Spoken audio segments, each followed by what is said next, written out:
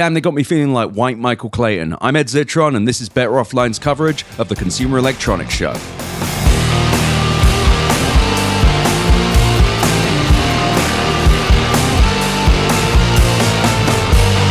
Better Offline. We are, as we have been all week, here in the beautiful Palazzo Hotel in beautiful Las Vegas, Nevada, bringing you yet another episode covering CES with a crazy assortment of guests from the tech industry. We've got an open bar, tacos, and places to sit down for the members of the media, whether they join us on the microphone or not. This is our second episode of the day. It's Thursday, and we've got two more on Friday and an epilogue on Saturday. Then they're going to roll me into one of the aqueducts here and flush me into the sewer.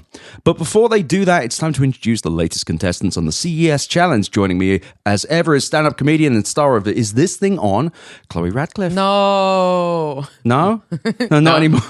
Unfortunately. Yeah. No, not unfortunately. They love you. No, very fortunately. I'm still here. You can't get rid of me. And we will not be. And of course, it could happen. Here's Garrison Davis. Hello, good morning. And tech writer Rob Pegoraro joining us once again. It's good to be back. It sure is good to have you. Lovely to see you. So, what have you been up to? What have you seen today? I've been at LVCC all day. What did you LVCC? Oh my goodness. I realized I said good morning because the CES time distortion starting to kick in. Oh, absolutely. Well, you were in like Tokyo a week ago, so your time is... Woo! The best is an interesting word. The most interesting thing I saw today is I happened to arrive at the LG booth right as their home assistant robot demo started for the first time. Cloyd Rage. So I got to see that in action, right? For their first demo. Walk me through the action part of this. Action? Like, action how was the action? Yeah, like, maybe it's more proper to say I got to see Cloyd in. Oh, yeah. it was action good. is generous. It was breathtaking. Really? Because it's going to change so many people's lives. Oh, God. How so? So they gave us three different scenarios. One is you have this clumsy dad who always forgets his keys, and the robot is able to find the keys, then put them somewhere else, which is an interesting solution to the problem of losing your keys, because it was framed. So this clumsy father of two left his keys on the couch. Then the robot walks over to the couch and grabs them from the couch and moves them to a different location in the house, which seems like a machine that just makes you lose your keys. The Jester AI. I am here to add chaos to your life. So it was framed as losing your keys, but it's just the robot moving keys around. Right. And at what speed did it do this, would you say? Glacial. Just like real, like... It's very slow. Nice. Its second segment was this, like a rich single guy who doesn't have anyone living with him. Nice. Who has this robot as a quote unquote roommate. And the roommate mostly does laundry. And I watched this robot spend, I kid you not, 90 seconds putting a single shirt in the washing machine. And then also spent, I would say, about 2 minutes attempting to fold a towel. How'd it do? I used the word attempting. Yeah. It got about half the towel folded after 2 minutes and then was directed towards the next part of the demo. So it could not finish the folding a single towel task. I'm sure if you give it 5 minutes, it could fold a towel. That's actually a high amount of confidence based on everything else you've described. Yeah, we trained it entirely on stoner data. Yeah. It moves like someone who has had way too much weed. Just and forget then, what you're doing. By the time the third demo started, I had to go. I had enough. But you've been there 7 hours watching it fold one thing. It was like a middle-aged woman whose robot was like trying to get her to like work out more. I saw that one, and I mentioned it earlier. It was like, here you go, and it's got like 1 pound weights, and she goes, "Thanks, Cloyd. If you didn't give me this, I wouldn't even move." The most interesting part of the demo was, and like I got to see like the robot, try to do a lot of these things that wasn't just on the screen. But it was the presenter kept reiterating that Claude knows what you want before you even have to say anything. Oh, that's not creepy at all. And that was the thing, because the Claude gets to observe you and learn your patterns and learn your habits, what you like, and you can also like input this data.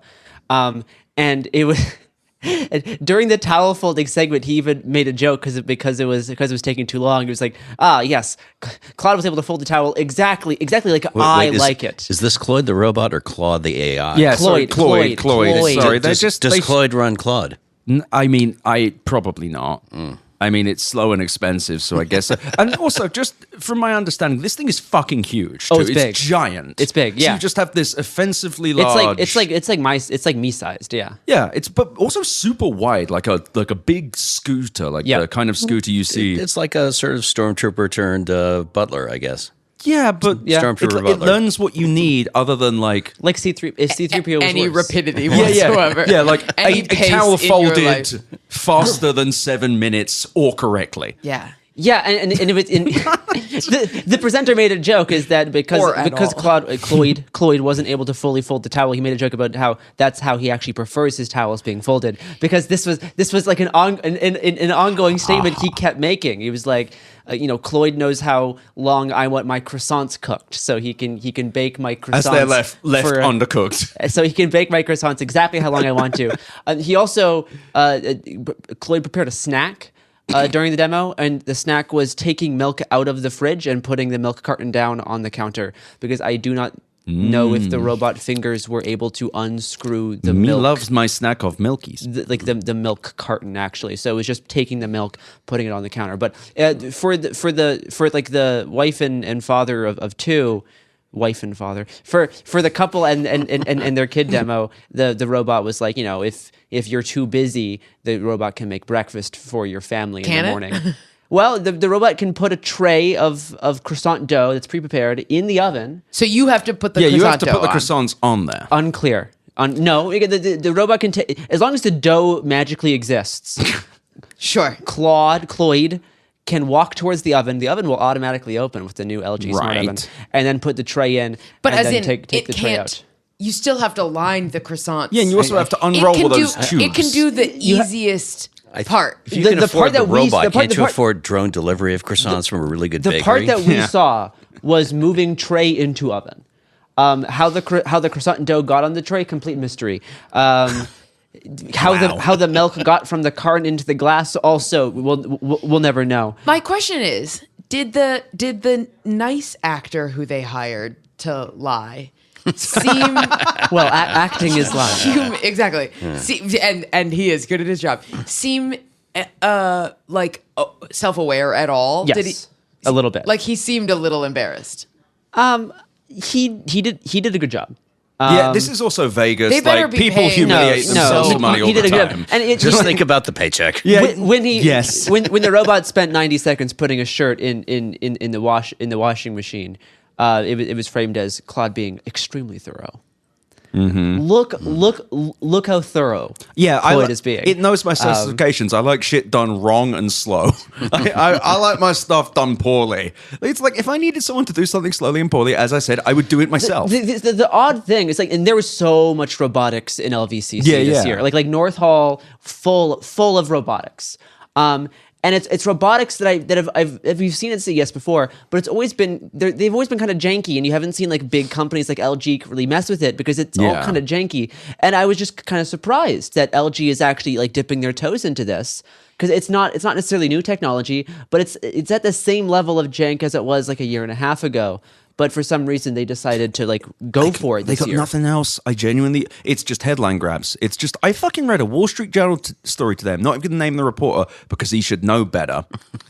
But it's like, this is the year of the robots. And one of I swear to God, most of the robots they mentioned didn't exist. It was like Claude. I think they mentioned Claude. I feel like it's irresponsible for anyone to report on Claude as if it's real. Like it's real in the sense it's physically there. It's physically in the Las Vegas Convention Center Central Hall LG booth. But it's like, this is not something that can be purchased or is sold or even does It does anything. The Yeah. very simple thing. I mean, I feel like I'm going insane. I made this point last time we were talking Yeah. about Chloe on some other episode. I can't remember. Several years ago, Yes, truly.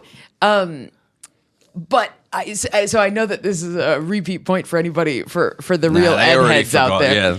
But the keys finding thing, for the robot to be able to find the keys, that means that the keys must have some kind of AirTag chip on them. Like that's how the robot. Maybe.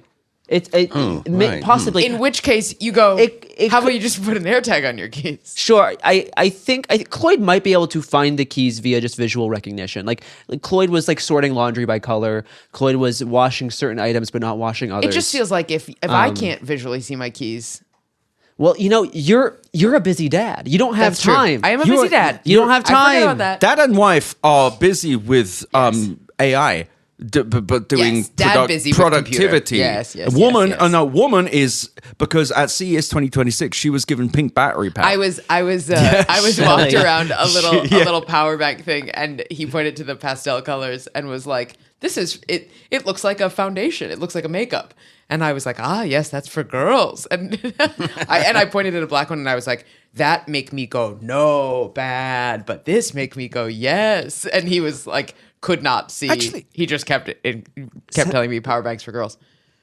it's Woke is truly good, truly dad. Yeah. no, but Woke 2 in CES 2027 is It's- going to be fucking. it's gonna be intense. They're going to be the gender forcing machine. I mean, yeah, they already have like the like accessibility stage this year. It's Woke 2 is going to be big. yeah, it's going to be like the caliphate section and the gender section, the forced transgender section. That's going to be fucking great. Sure. We're all changing Yep. genders next year. It's happening, folks. But that means you get a power bank that's whatever color you I want. can get a pink power bank. That sounds fucking great.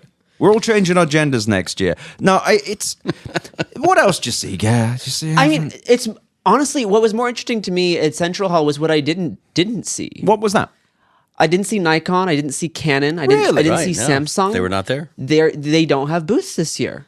And Holy shit, Samsung? The Panasonic booth, very bare. Not really any product. There's like enterprise products. There's like energy efficiency products. There's like software. There's chips, but there's not many physical products. There's no like Panasonic cameras. That's The Sony booth. Samsung isn't there. No, I'm sorry. The this is Sony actually- booth just has cars in partnership with Oh, Honda. well, they've been weird the last several years. Like it The used to Sony be booth- they. But Samsung. but Sony Well, used they to do have. bring Samsung home- has that exhibit somewhere in the wind. yeah, where they but had their- usually they have like the Samsung megalopolis, like thing. a giant booth. Yeah, Yeah. not there. And Sony's exhibits is very small this year. It's just cars. And no Nike. Well, They Nikon. and no Nikon, which Yeah, has had huge booths at CES the past like 3-4 years. Yes. I get this weird feeling about this show that something is up. Something is really weird this Something year. doesn't feel right because I saw like a chunk of a casino just with nothing there, no tables open. I think it was even at the Palazzo, which is just fucking strange, but something feels missing. It doesn't feel like there are less televisions. Like last year, There is less televisions. there was like a television veranda you could stride around. Yeah. Like looking at all the various giant TVs that all look Yeah. and sound the same. And that was fun. This year it's smaller, weirder. And I mentioned this in another episode. Usually they keep the country-based stuff in the basement in Eureka Park. Yeah. It was topside. It's a topside. It's top. Okay, so There I'm was- not going insane. There was some topside stuff last year, but it was much smaller. But there's way bigger topside pavilions. very strange. Above Eureka this year. This is a bad sign. There's a lot of shifts. No, this CES definitely feels very different. And I don't want to be just like cynical for the sake of being cynical. Like Yeah. I want to have a fun time at Same. CES. I actually am serious. I would love that. I would love to see some shit that makes me go, cool. I would love that.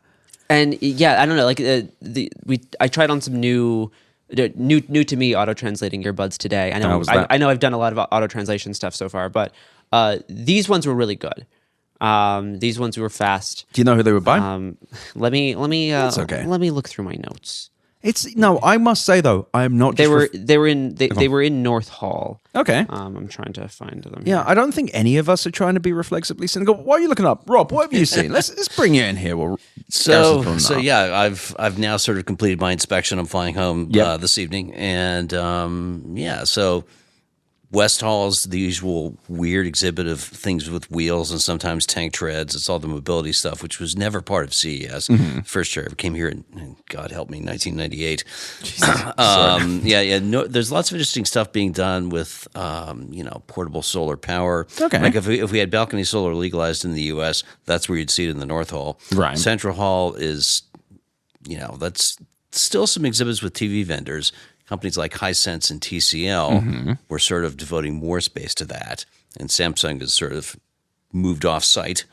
And yeah, Panasonic, half of their stuff was like, here's what we do for data centers. Yep. Which are speaking as a boy. Virginian, they're not that popular. People do not like these Yeah, things. I imagine you've seen quite a few of those Yeah, recently. every time I fly to Dulles Airport, can't miss them. And today I finally got over to the Venetian to look at the sort of smart home exhibits upstairs. Downstairs is Eureka Park, which is all the real sort of cats and dogs, random international Just the exhibits. random, the stray dogs that walk around Eureka Park. That's where you have the weirdest stuff, definitely. I think they need to lean into that with Eureka Park. They need to make it dirtier. They need to have like a dive bar in the corner. Let a few That would straight, rock. like the It's Always Sunny in Philadelphia episode where they go to Atlantic City and there's just like dogs walking around. I think like they need to make it weird and gross because I think that's the only thing that will make it interesting. I had the unfortunate order of going to Eureka Park first. The first day that I got here, I just had an hour before the show floor closed, and so all I could do was be in the Venetian. And Ed had been like, "Oh, the downstairs is the weirdest," and so I like wandered around the upstairs of Venetian a little bit, and then I was like, "I gotta hit the downstairs, whatever." So basically, that was my intro, and I was like, "This stuff fucking rocks." Yeah. I mean, it's insane. Yeah. It's batshit. It's 99% unnecessary. Yes. But it's so funny. And I was just having a ball, having the time of my life. Even the upstairs at Venetian has been great. And then the last 2 days at the convention center, I've been like, the fuck is this? Is this useful shit that you think I'm going to actually incorporate into my life? Get the fuck away from me. I want the weird shit that I can make fun of. Yeah, I'm sorry for that. I wish the show was more dopey, but it's sad. I like the novelty stuff, or I want like big and stupid. I hear there's a giant tractor I somehow missed. That's very me. I saw the tractor today. What? Wait, what was? Just a John the Deere John Deere tractor. It's Combine, fine. or was there another one? No, the Combine. Yeah, that's a It'd be fun if there were two. big green machine. They actually imported some corn from some farm in Iowa to plant in front of it to show you what it actually does. Interesting. Yeah. Wonder why. Like, I feel like was if, a I feel like if it you was have cool. a farm, you probably know about tractors. Yeah, but I don't know that the people here looking at that tractor are people who have farms. Right, but my point is, then why did you put the tractor there? It sounds like it's Because really you can. big. It's a giant green machine with huge But wheels. the thing is, if their reason was just like we can, fine, I love Yeah. that. Yeah. That's great. But yeah, so these headbutts. Time kettle. Wow, Time kettle. you could have given me 7 million years. I wouldn't have come up with that name. Yeah, they were very fast, like nearly leg-free conversational translation. That's awesome. good. Do you know how much they cost or anything like that? Did they tell you? Because they so, did ma- not. They so did not many tell of me. these places just don't. It's like, when can I get it? Oh, no, not. We don't do that here. We don't sell things or put prices on things. We Yeah. are simply showing you something so we can raise money and then run away. I don't know. Yeah, they definitely have been selling them the past few months. And I will also go through my notes. No, it's okay. Rob, can I ask Yes. solar balcony solar? Yeah, I was actually. This was in the back of my mind too. And Is that where you have tiny little baby solar panels on your porch and you can sell the electricity back to the electric company? Well, the whole idea is you don't. So this is something that's very popular in Germany. I was in IFA in September in Berlin. Right. And if you walk around the city, you'll see solar panels on balconies next to flags and flowers and everything all over the place. And the whole idea is it's very cheap. It's not enough to like power your whole flat, but it's enough. You put 2, maybe 3 solar panels outside, you plug them into an outlet, and that's it. And they sort of found some way to legalize it. and they flow back. So the whole term outlet is apparently wrong because it is bidirectional. An inflow. Yeah. it's also an inlet. Oh wait, you mean what I think of as an outlet? That thing. Those We've been things lied to our entire lives. I'm are sorry. also inlets. Yep, and Phil Yeah. just stepped in, which is to say they're lying to you about those plugs that have 2 Crazy. spikes. He's at very the big end. on the You electrical can safety. take Phil. You agree with this? Of course I do. What? Yeah, the ones with the 2 plugs on the end. You plug them in. They're legal, right? Mail to mail. Yeah, man. Mail to mail is illegal in most states. Mail to mail is legal. Due to woke electricity people who don't want you Maybe to not die. Alabama. Yeah, they're trying to overturn it now. But In Texas, they are actually. It's the state flag. It's a 50 cal rifle just wrapped in mail to mail.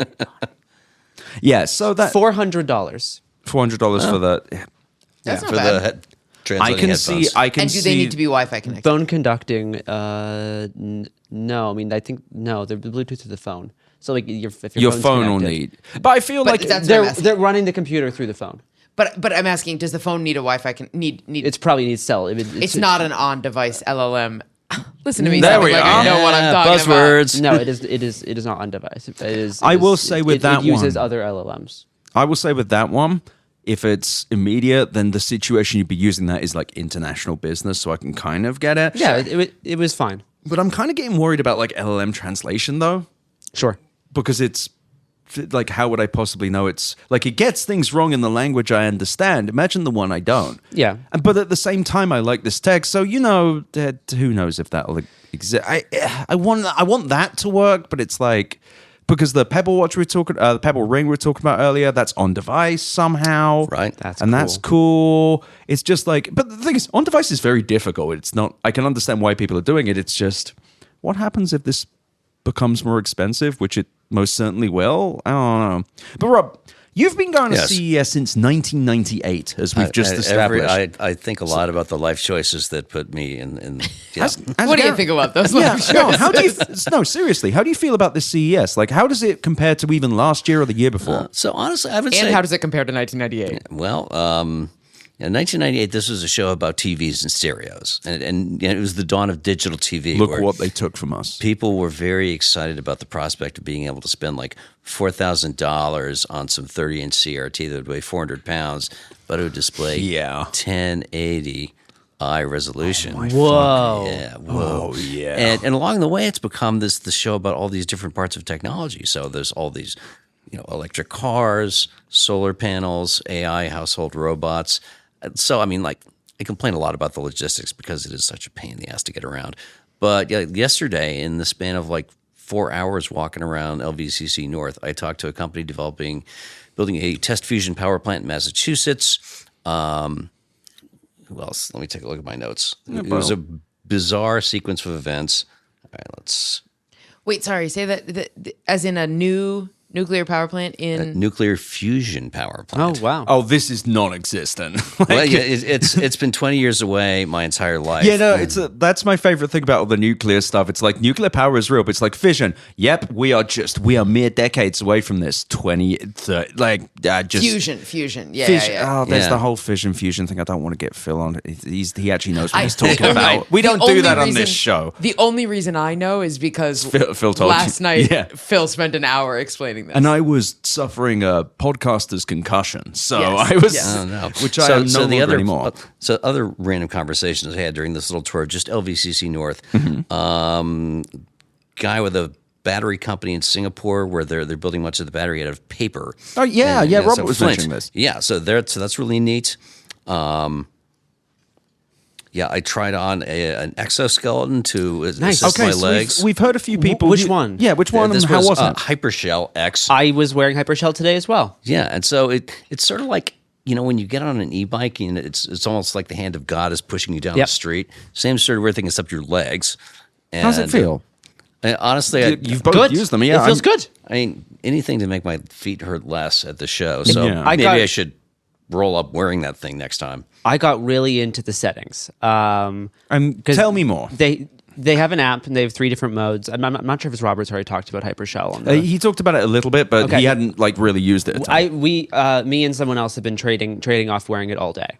And so there's this like eco mode, which is like the regular mode that you can operate it, and you can change like the percentage of how much power is getting directed to it. That changes how much it assists you. There's hyper mode, which if you have hyper mode on and all the way, you are like bounding. It is really Is it pushing fun? you forward. It is fun. It's uncomfortable if you are walking slow. Like you have to be like walking fast, but if you're walking fast with it, it's good. It's like really good. I grew up in London. I live in New York as well. That sounds amazing. For a Gotta fast walk. walker, it's great, and you can change the intensity of it.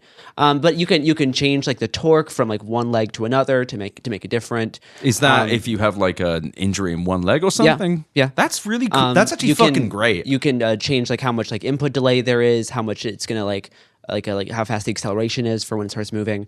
Right. Something that I was using to like mess with the person who I was walking around with today is they have for their experimental feature they have something called fitness mode, which does the opposite of the main Oh, features. it's like resistance? It restricts movement. And this was really fun because I could see them like running around on hyper mode, and via my phone, I can change it to fitness mode to completely stop their bodies from moving. Like the wrong trousers with Wallace and Yes. Gromit? So I could just completely force them to a standstill. And it worked great. And Wallace and Gromit. I could do it from like 30 feet away on the app. And it was fantastic. It was really fun. I've been looking for more bits. That's really I've been doing this for like 8 hours. I've been so annoying with this. I love that they got wrong trousers mode. That's so good. And honestly, I'm not cynical. I love these things. It was fun. I fucking love these. I know so many people with mobility issues. I myself have a fucked up ankle. I love this. I love that this feels like future tech. And it's small. It doesn't get like I've tried on many an exoskeleton at the CESs I've been to. This one was very compact, but still functional. It still only works. wraps around your waist and your legs, so it's not really an exoskeleton. I'm like, what's it do you call it? Mobility suit? I don't know. Add on, but like it's basically just like an extra set of hips, kind of, right? I could use one of them. And it hips that help and that help push your knee up. Well, they're artificially assisted hips, so they do in fact lie. The hips. Finally, we found hips that lie. Yeah, I love that. I love that they've got these, especially with like so much useless shit here. A way to like help people walk feels almost like the platonic ideal of CES, like other than a giant television, a television so large you can't see all of it. 163 inches. They got. My god! Yeah, I saw that too. Man, way too big. They just got a big ass TV. Hell yeah. Yeah. Do you know what the price was? It wasn't transparent. Yeah, fuck it then. So, LG had the transparent TV. Here's the thing: they're the useful TVs, but every year I think they should try and make a bigger one. Like just like every year they're like, here you go, 200 inches now. Now we've got one where we have to buy part of the wall. Like, yeah, just escalate constantly. And I saw on the very first day a wireless TV situation where they were like, yeah, it's for trade shows. You can get 4 of them and clip them into one thing. I'm like, or you could be a sports freak. And they just fucking looked at me. They just look. I'm like, what?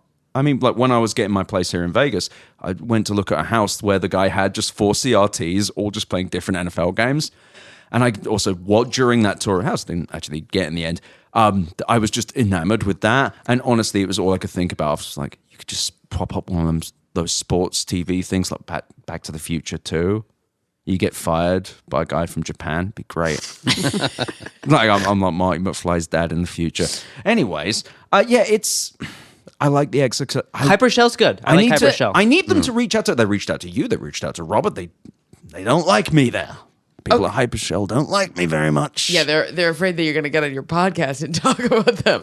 Positively. Yeah, you know what? Actually, based on the last 12 hours, I don't fucking blame them. If I was Hypershell, I'd be like, I don't know. I don't think Hypershell involves AI in any way, so that should be safe. Yeah, but you do have stats. You can see how many miles you walked, how many steps you've walked. That's fun. The battery was great. Like how long did we've had this thing on since 8 a.m.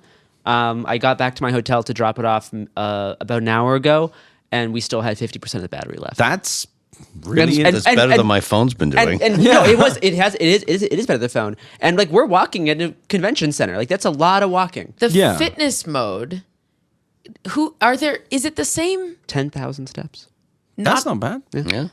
It's funny because so much of our podcasting has been looking at products that are unnecessary and pointing out the unnecessary parts of them and rightfully laughing at those. Yeah. And this is a product that clearly like can help a ton of people and is a wonderful technology and very worthwhile. And so I don't mean to apply the same logic, but is the person who's buying Hypershell going to use the fitness mode? Those feel to me like 2 different use cases. It feels like something that's probably not difficult to add. It's an extra add-on. That's the thing. It is an experimental feature. It is not. They are not. I do not think they're selling them with fitness mode enabled right now. Yeah, that makes sense. It is an experimental feature that you have to click agree and okay to. All right, we're going to rotate, of course. Now, this following ad is not for Hypershell. It's for something else that you should buy without reservation. Just credit cards out, please, everyone. If it's a podcast, you must listen to.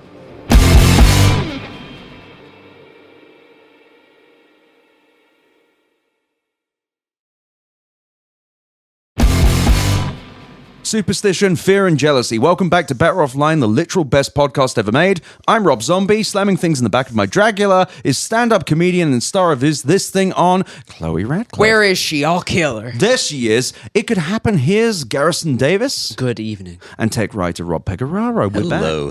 back. I like the fitness mode.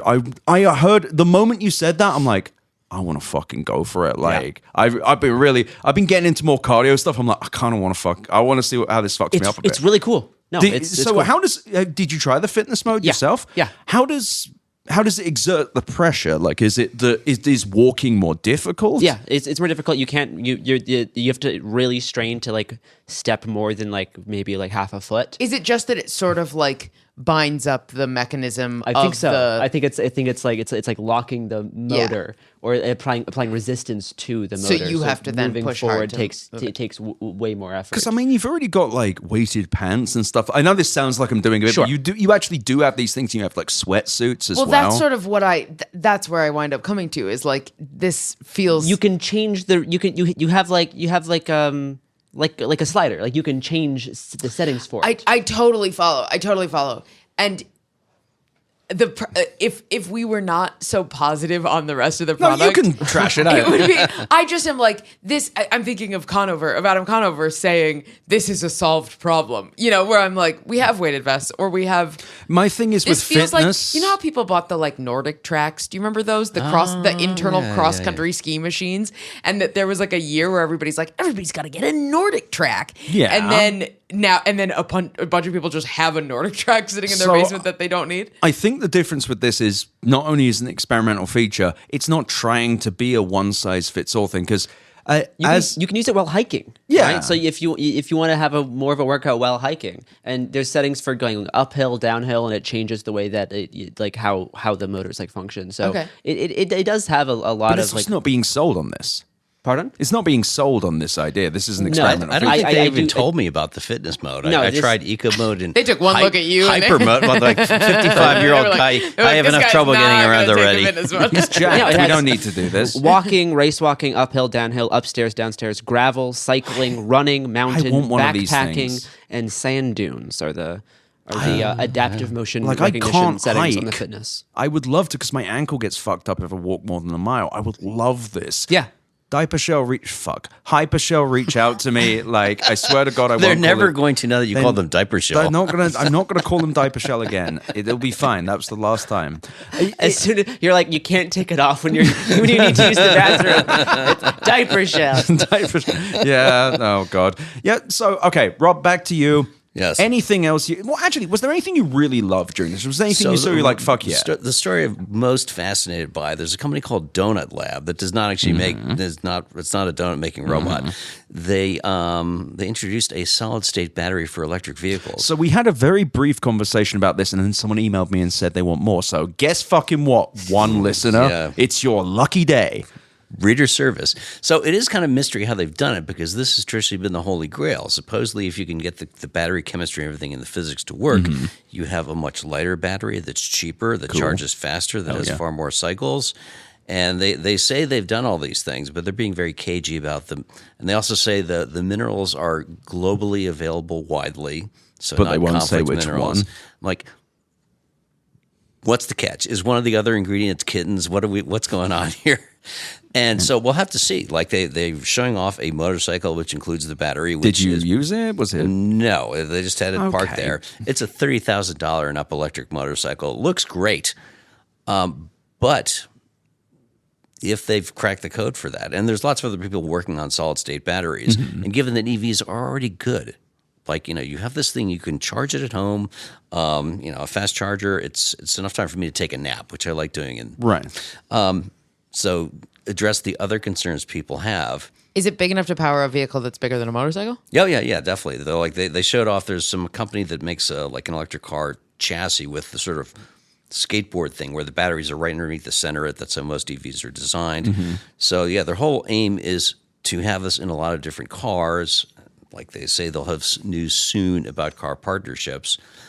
So big deal. And But if this is true, it's like a revolution in all car battery Right. techs. Yeah, and great. and not just that. I mean, like drones, trains for that matter, because we don't know how to build transportation infrastructure affordably in America, lots of railroad operators would rather put the battery on the train than put the wires above the tracks. Yeah.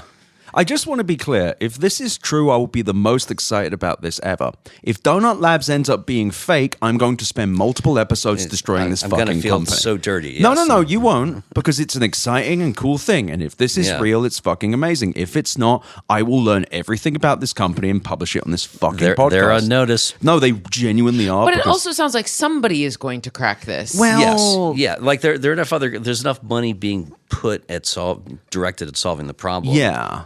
and What's it going to do? I mean, is the oil industry going to have an even bigger paroxysm than we've? The thing is with the oil industry is they're but they're also well invested in this stuff too, and they will find ways to make money off of this. They will not like it, but it's kind of hard to deny electricity. right. But nevertheless, they don't love it. Probably. Yeah. Yeah, I mean the whole trend has been going on for years and years, and it's just right now in the U.S. we have this president who has just some deranged notions of energy and affordability, and I think his head is stuck in 1986, which is why he thinks it's a good idea to, hijack Venezuela as if it's like sticking up a gas station. Yeah, I love living in. I want to live. You know what I would love? I'd love to live in precedented times. I'd love to Yes. live in boring times. Yeah. I've had too many interesting events happen. I'd like to go back to boredom, but sadly they're not going to allow me. Yeah. It's frustrating because I've been asking people genuinely seriously, bring me stuff you're excited about. And everyone keeps coming back with like, it was kind of honestly, the exoskeletons are the one unilaterally thing other than Big Tractor. And again, I must be clear, big huge thing that's Always just fun. Tractor, big TV. I know, I fucking love it. I'm an ape. One of the best CES moments I've ever had is when we saw, maybe 2 years ago, we saw the USPS's first one of those the the electric duck face car. truck. Yeah. Yes. electric duck vehicles, and I was like, Yep. "This is rad! This thing looks great!" And like 2 years later, I saw them rolling around the city. And that fucking rocks. I love that. So Oshkosh, the company that makes it, they had a media day at their facility in Wisconsin. Flew me out there. I got to drive it. Whoa! Yeah, tell me more about that. So first of all, it looks the way it does because you want something where people can stand up in the back. Right. And so, which you can't do right now in these 1980s vintage trucks the Postal Service is rolling around. It's got air conditioning, it has cup holders, all the modern conveniences. And the Oshkosh took a long time to sort of get production ramped up. It seems like they're doing that now. And it was a neat, they also showed off like a battery electric garbage truck, which I got to drive. Nice. It was the quietest garbage truck I've ever driven. Also the only one, but whatever. I mean, I just love the idea of driving a truck around. Yay! Whee! So Garbage truck. Here's a question that I had the thought of in an earlier episode and didn't wind up asking. Oshkosh, the company that makes those trucks, is a huge defense contractor. Yep. Makes a ton of military vehicles. They do indeed. I was reading on X, the Everything app, that ICE and CBP has been seen using smart glasses to like record protesters and stuff. Yep. How much of the tech that we see at CES winds up getting filtered into what I would consider nefarious action? Probably a lot. I mean, the fact that ICE is apparently using some sort of facial recognition system against some database that I didn't know the government entirely had to see if someone is an American citizen, which, I have a lot of problems. Well, where do we start? I mean, maybe like perhaps they could not murder American citizens. Yeah, that would be on the streets fantastic. and then try to cover it up. Oh god, I'm going to be. ICE just shot 2 more people. Yeah, in that Portland. CBP. Yeah.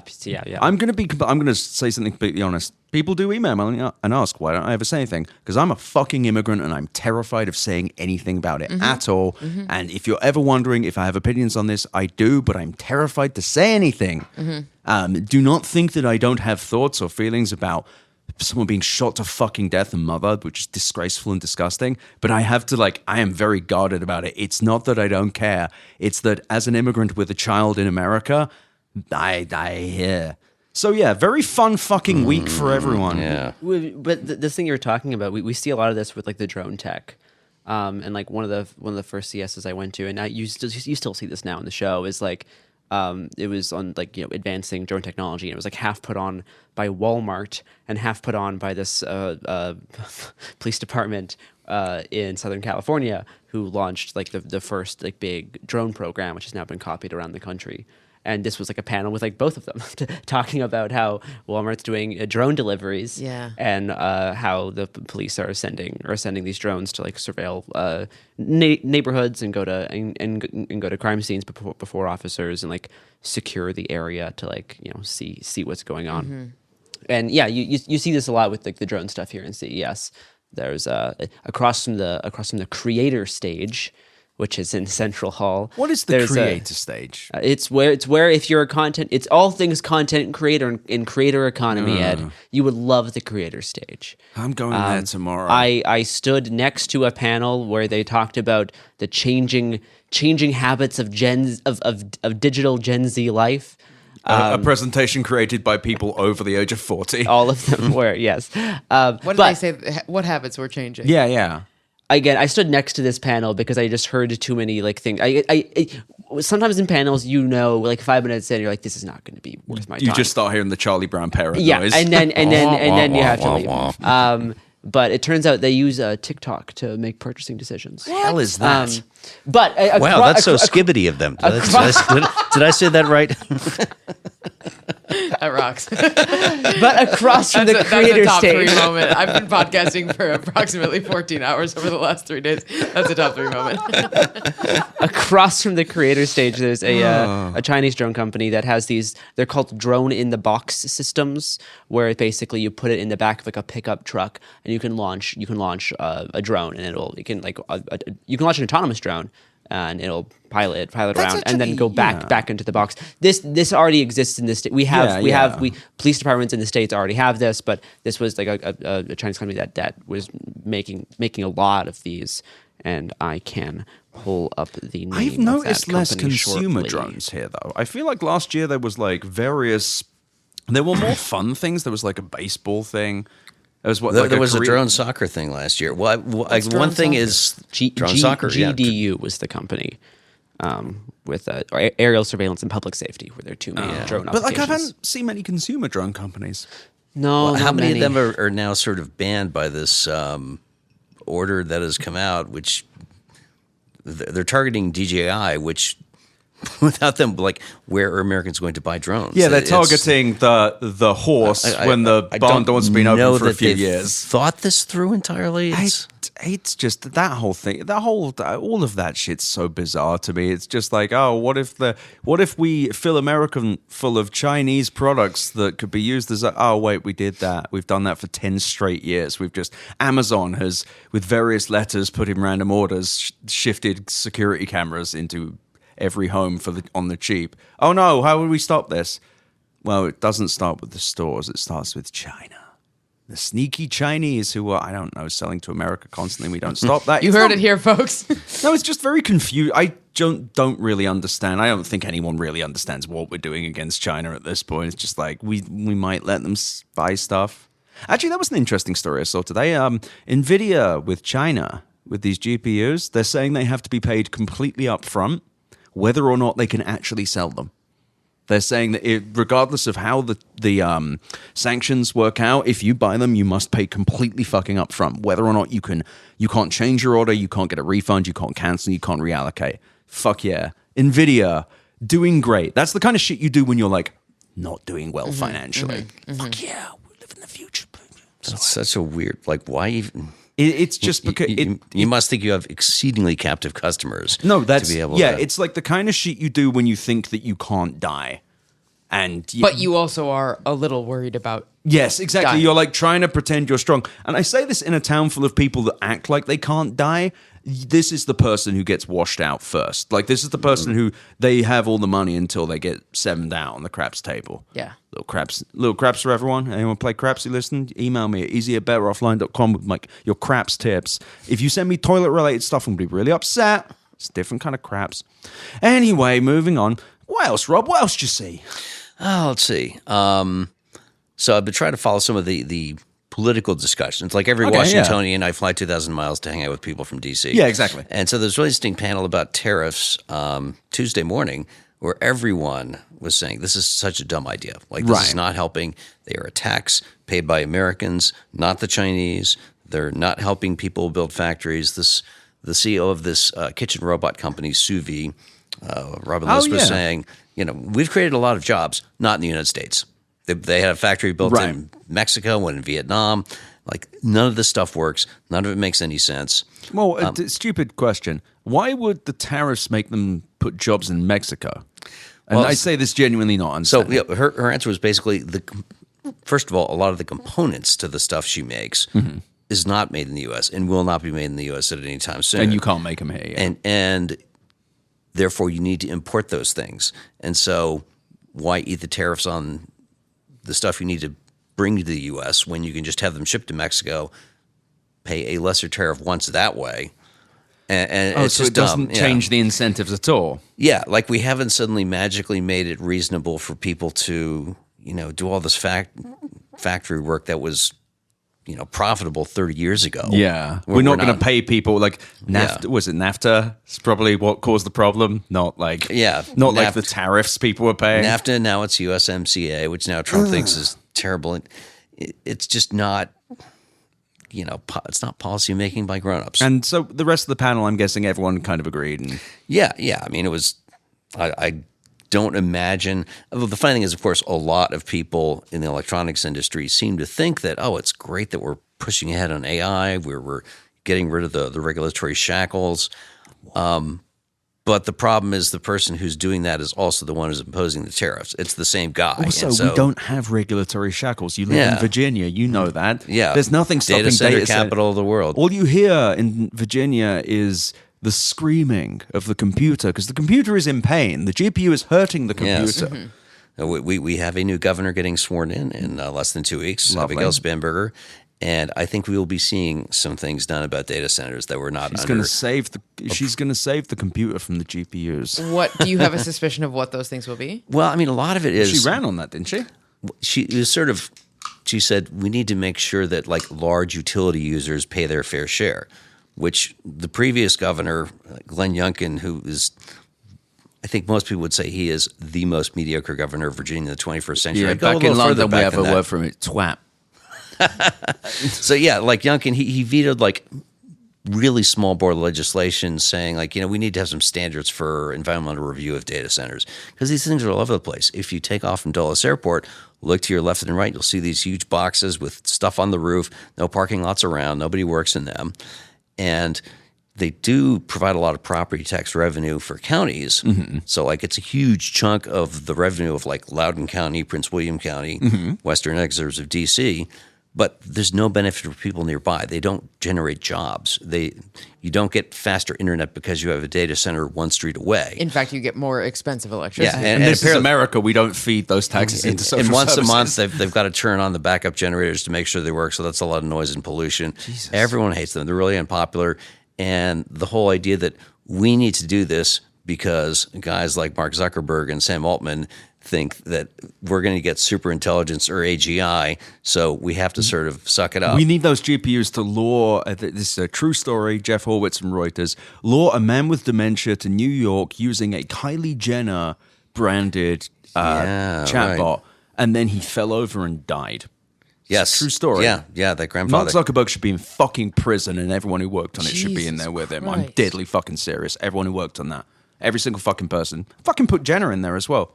Her fucking face on it. Sorry, I have some like slightly aggressive views on this. You do have views. No, yes. it's just, I don't know, I think it's just exploitative. But no, it's interesting hearing the data center conversation here as well, because we have some CoreWeave bullshit. I should go and have a look. Go and have a look at them. Oh, you should. It's Yeah. good. Of all the companies to be here in Vegas, CoreWeave. But did you see any other panels that are of interest so I don't just talk about CoreWeave? So there's a bunch. Honestly, I'm going to have to sort of catch up via That's VOD okay. when I get back home. Like every year, I walk miles and miles through these exhibits, think I've covered it all, come home, read other people's CES recaps, see all the stuff I missed, and I'm like, Totally. did I go to the same show? Yeah, what the no, hell? absolutely. How was this? No, I walk through, I've been here for days, And there was, like yesterday when I walked through stuff, nothing was affixing to my brain. It was all just this slop of my brain just going, won't exist, GPT wrapper, Don't won't need to be exist, remembered, money don't need to laundering, remember. photonics panel, solar panel. And it was strange because usually there is like a good amount. And I should also be clear, cynic aside, there is a use for this. There are people who go here, buyers who are like, oh, I'm building something, what have you. But it feels like it's either that or the slopification of CES. Yeah, it reminds me of like when 3D printers just started. Yeah. just started used to be getting a big popular. part of this, yeah. and then you see 3D printed slop everywhere, and this is interesting. Yeah, like the way that if you go to like a Comic-Con or like a Ren Fair, things that used to be like handmade cool like novelty goods. Now it's just all these 3D printed dragons because we can use these devices just to like print out this plastic bullshit.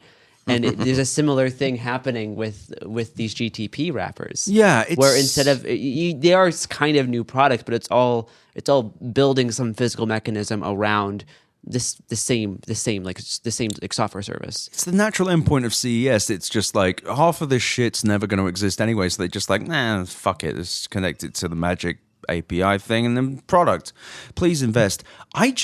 There is, partly because of where I am in my life, I can't do this year, but maybe next. I think I'm just, if they're not going to be here next year, but if there are still LLM companies next year, all I'm going to do is walk up to them and do the Radcliffe, as we call it. It's like, what's the point of this? Why do I care? And who gives a shit about that? Yeah, who cares? Who cares? Why does that matter? Who cares? Who cares? Because honestly, I don't think 90% of this show can answer that question. Yeah. Last year, That's when I certainly saw my favorite booth, which was the Korean baseball one, where it's just, it was like a golf tee thing, but for baseball.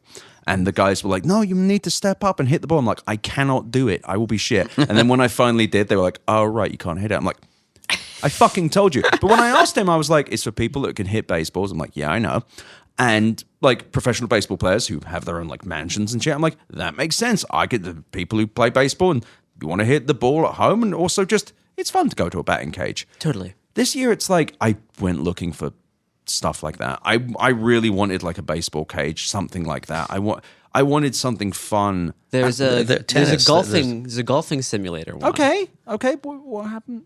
It's just golf. It pretty much. I think it's at the.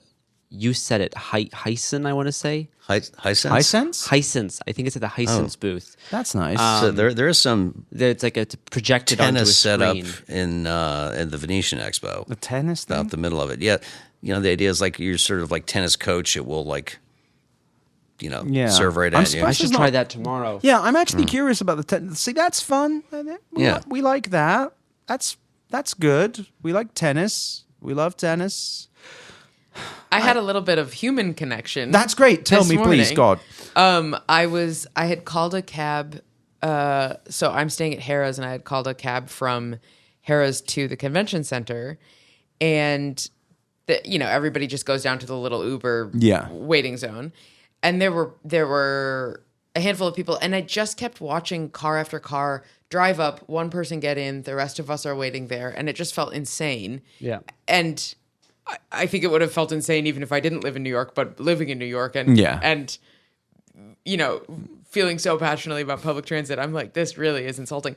And my guy pulled up, and I just turned to, there were two women who were next to me, and I was like, do you two want to get in the car with me? We don't have to talk.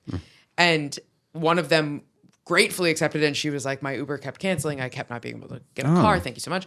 And the other woman didn't, just looked up, didn't say anything, looked back down at her phone. And I would just copy that. Now there's the New Yorker. Yeah, truly. And I'm not 100% sure that she understood what I was saying. That's probably more likely. But this woman and I got in the car, and we wound up riding the whole way. I mean, or talking the whole way on the ride.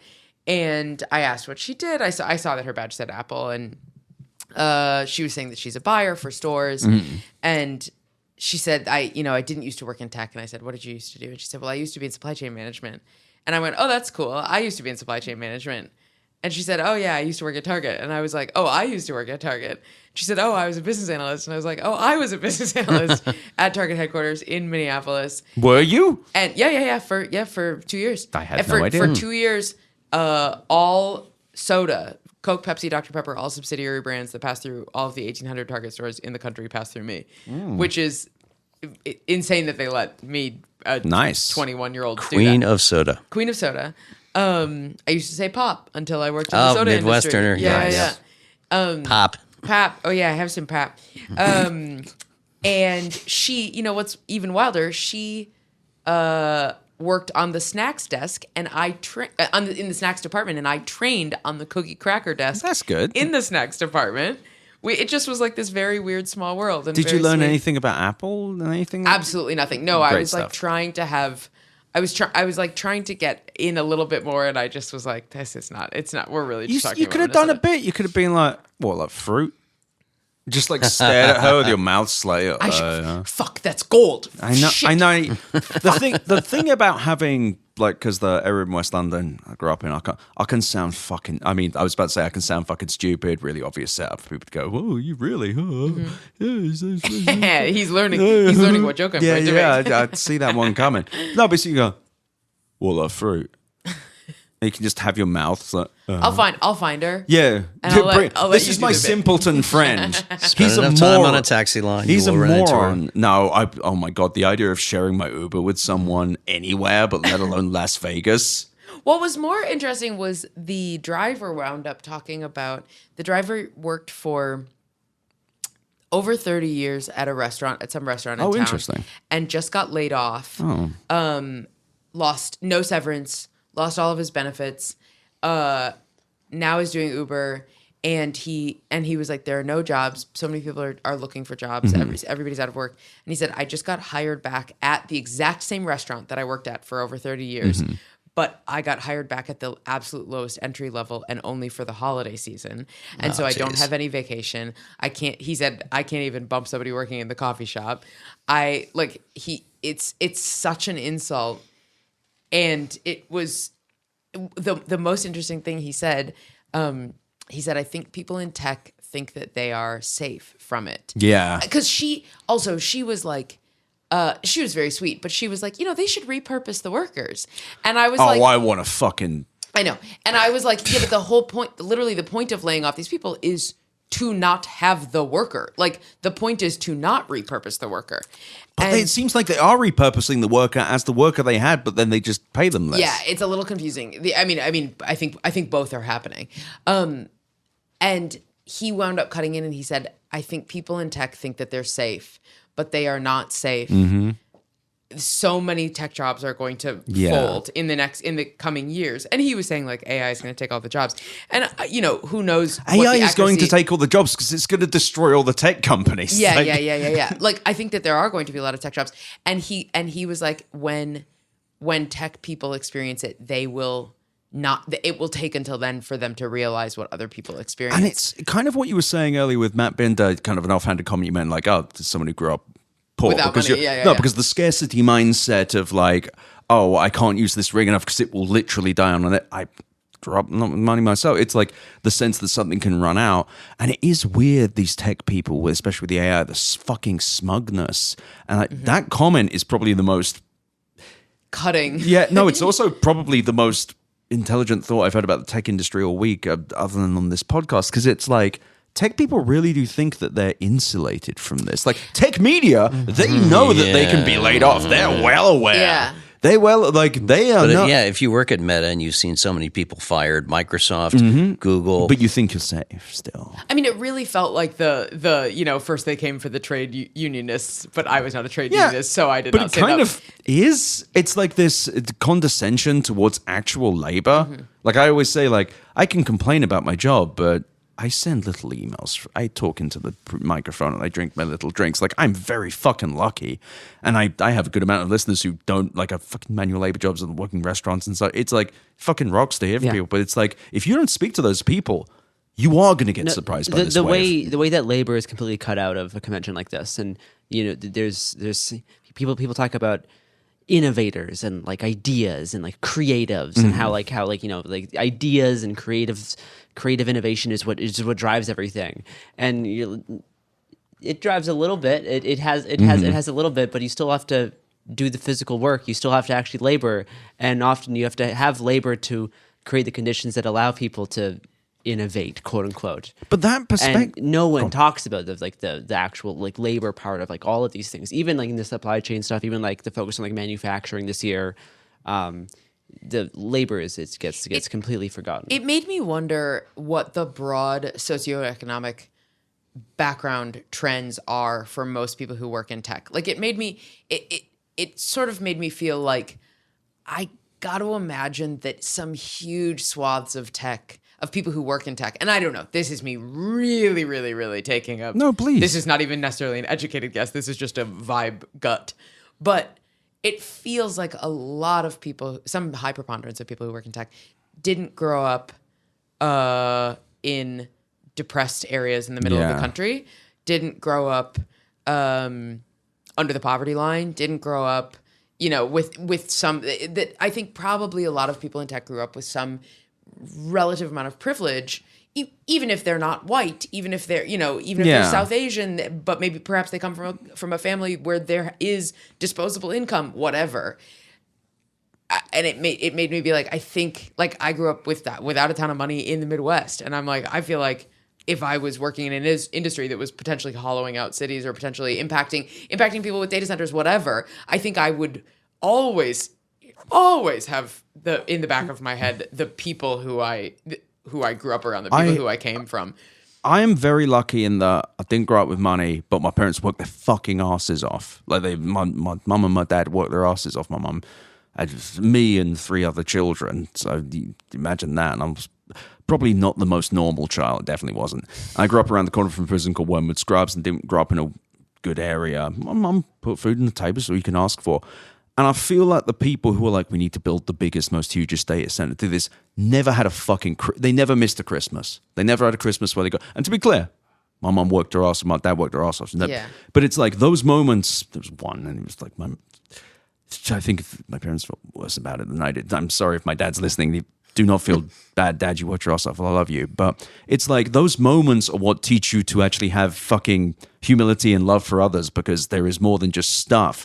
But the idea of being like, we can repurpose this workforce really fills me full of angry bile, because it's like, this whole show feels at times like a monument against that, where it's just like, we don't solve real problems because you don't fucking experience them. Michael Intrator of CoreWeave doesn't know a fucking thing about that person driving Uber. Drag him. Fuck Michael Intrator, fucking pardon me. I want to write a beep in there. But yeah, it's just, it sickens me, because it's like, we're going to have Carl Chenard tomorrow, Las Vegas Sun, fantastic guy, for the labor angle tomorrow, because it's something really missing from here. Yeah.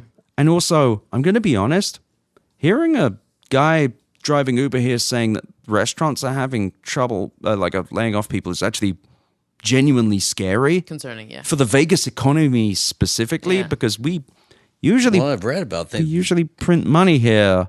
I hear international tourism is down. I Way can't down. figure out why Yeah, that something would be. happened. Luke Winkle from Winky, I don't remember how to say his name. Sorry, Luke. Who wrote a piece for Slate. Like, Vegas is down, and it's like, when that's bad, it's bad. We're going to rotate now from this somewhat grim point, but I want to end this point by saying something which is important, which is, I have more fucking respect for anyone who works in a McDonald's or diner or the shittiest chip shop in London or any city in the world than I will ever have for anyone who works at fucking Google. And if you disagree with me, go and work a fucking day in a fucking restaurant. I've never done it. I'm lucky enough to never have to, but my whole fucking family has. And if you don't respect service workers, you're not welcome on this fucking show.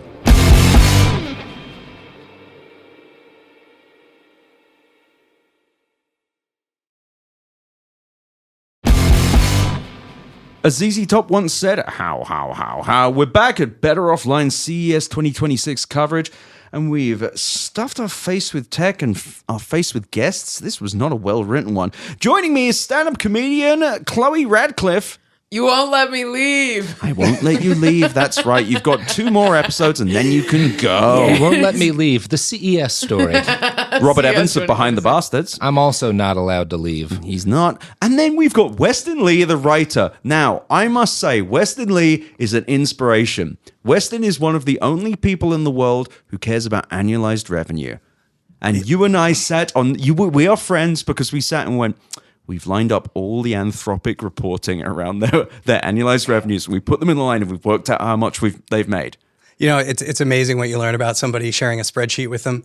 No, and I brought you here straight up to just like thank you in front of hundreds of thousands of people. How old thank were you you so the much. first time you had sex? Wait, me? Yeah. We're getting too dark. 19. Okay. I all was right. 5 minutes before my 20th birthday. Wow. I had that's my first impressive. kiss when I was like Halloween 2005. I don't know how old that makes. I was 19 at the time. I know because I had sex like 5 minutes before. Wow. Like a real like kiss then sex. No, sex then kiss. Oh no, sorry, no. It was months later. Okay, it was okay, in okay. That you had your 2006 when I first had kiss. sex for the first time. Yeah. See, I don't give a shit. Anyway, Westin, welcome to the show. Hey, happy to be here. Long time, first time. Long time, first time. Sorry, Weston. Sorry to drop you in. Like True OpenAI hater. 16. Wow. Nice. Three. Jesus beat Christ, me this kid was cool. comfortably. Yeah. That is so much I love that younger everyone said cool. and cooler than I would have expected from a man who said the sentence. It's amazing what you learn about somebody from sharing a spreadsheet. Weston's a dog. Yeah. Oh yeah. That's been a long time since then. Yeah. Yeah. Only That once. one time was nice. No, it was great. I too, and I'm lying, I've never had sex. No, okay, so putting my lack of sex aside, we have had to delete Robert's answer due to issues of national security. So, Weston, what are you doing here at CES? What are you up to? So I'm a game writer and I'm a copywriter. And when I copyright, I work in like certain niches that are CES adjacent, like gear that content creators use to do podcasts Right. and videos and stuff and film production equipment. And I've narrowly avoided working CES in my lifetime, like 3-4 different times. It's just never been. And I had the opportunity. I was like, well, I should come scope it out. And I wanted to see all the amazing gadgets on the trade show floor. Yeah, and this was a bad year for that, sadly. Do you guys really live like this? Like every January, you just come here and do this? Yeah. God Drag 'em. damn, Yeah. fucking Drag 'em. headshot. And they used That's to give out right. liquor on the show floor sometimes. Is that for real? Some Like of in the the booths Comdex would era? have bars. You know what? Oh, and E3 Did you say too. Comdex? Oh my god. This is like, because that's what My CES man. used to be, right? Yeah. That's a Oh, hard you I should did- see the Mobile World Congress. We were drunk. I was there the year Angry Birds came out, and the Rovio guys rented out like a whole beachside cabana, and every Rovio employee I saw at the party they were hosting was like blacked out to near or past the point of vomiting. No, but that makes the sense. whole company. It was amazing. No, but that makes perfect sense because for a while they were like, Rovio is going public. Rovio Yeah. is the next. Angry Birds are the next Marvel. Well, I guess it would be Disney there at the were- time. There were a bunch of like 22-year-old nerds who suddenly had like a $300 million company. exactly. And they went insane. It Weren't they fucking like whipped. German or something, like Swedish? Like they were like a Nordic nation, maybe. They're Swedes, right? Yeah. No, I mean, at least the 'Cause if ones they I were met- Swedish- I met a couple of Americans, but I No. don't know. It may just have been that their team had some. Yeah. No, Peter Stormare, friend of the show, my mate Peter. That man could drink me to death. I don't know, but like if it's Swedes, I'd be surprised if you could see the alcohol. Most of what I remember from that party is that there was a box of Cuban cigars that they just like had on a table, and at a certain point, I was like, "None of these kids smoke." Yeah. I just took them. You took the whole box?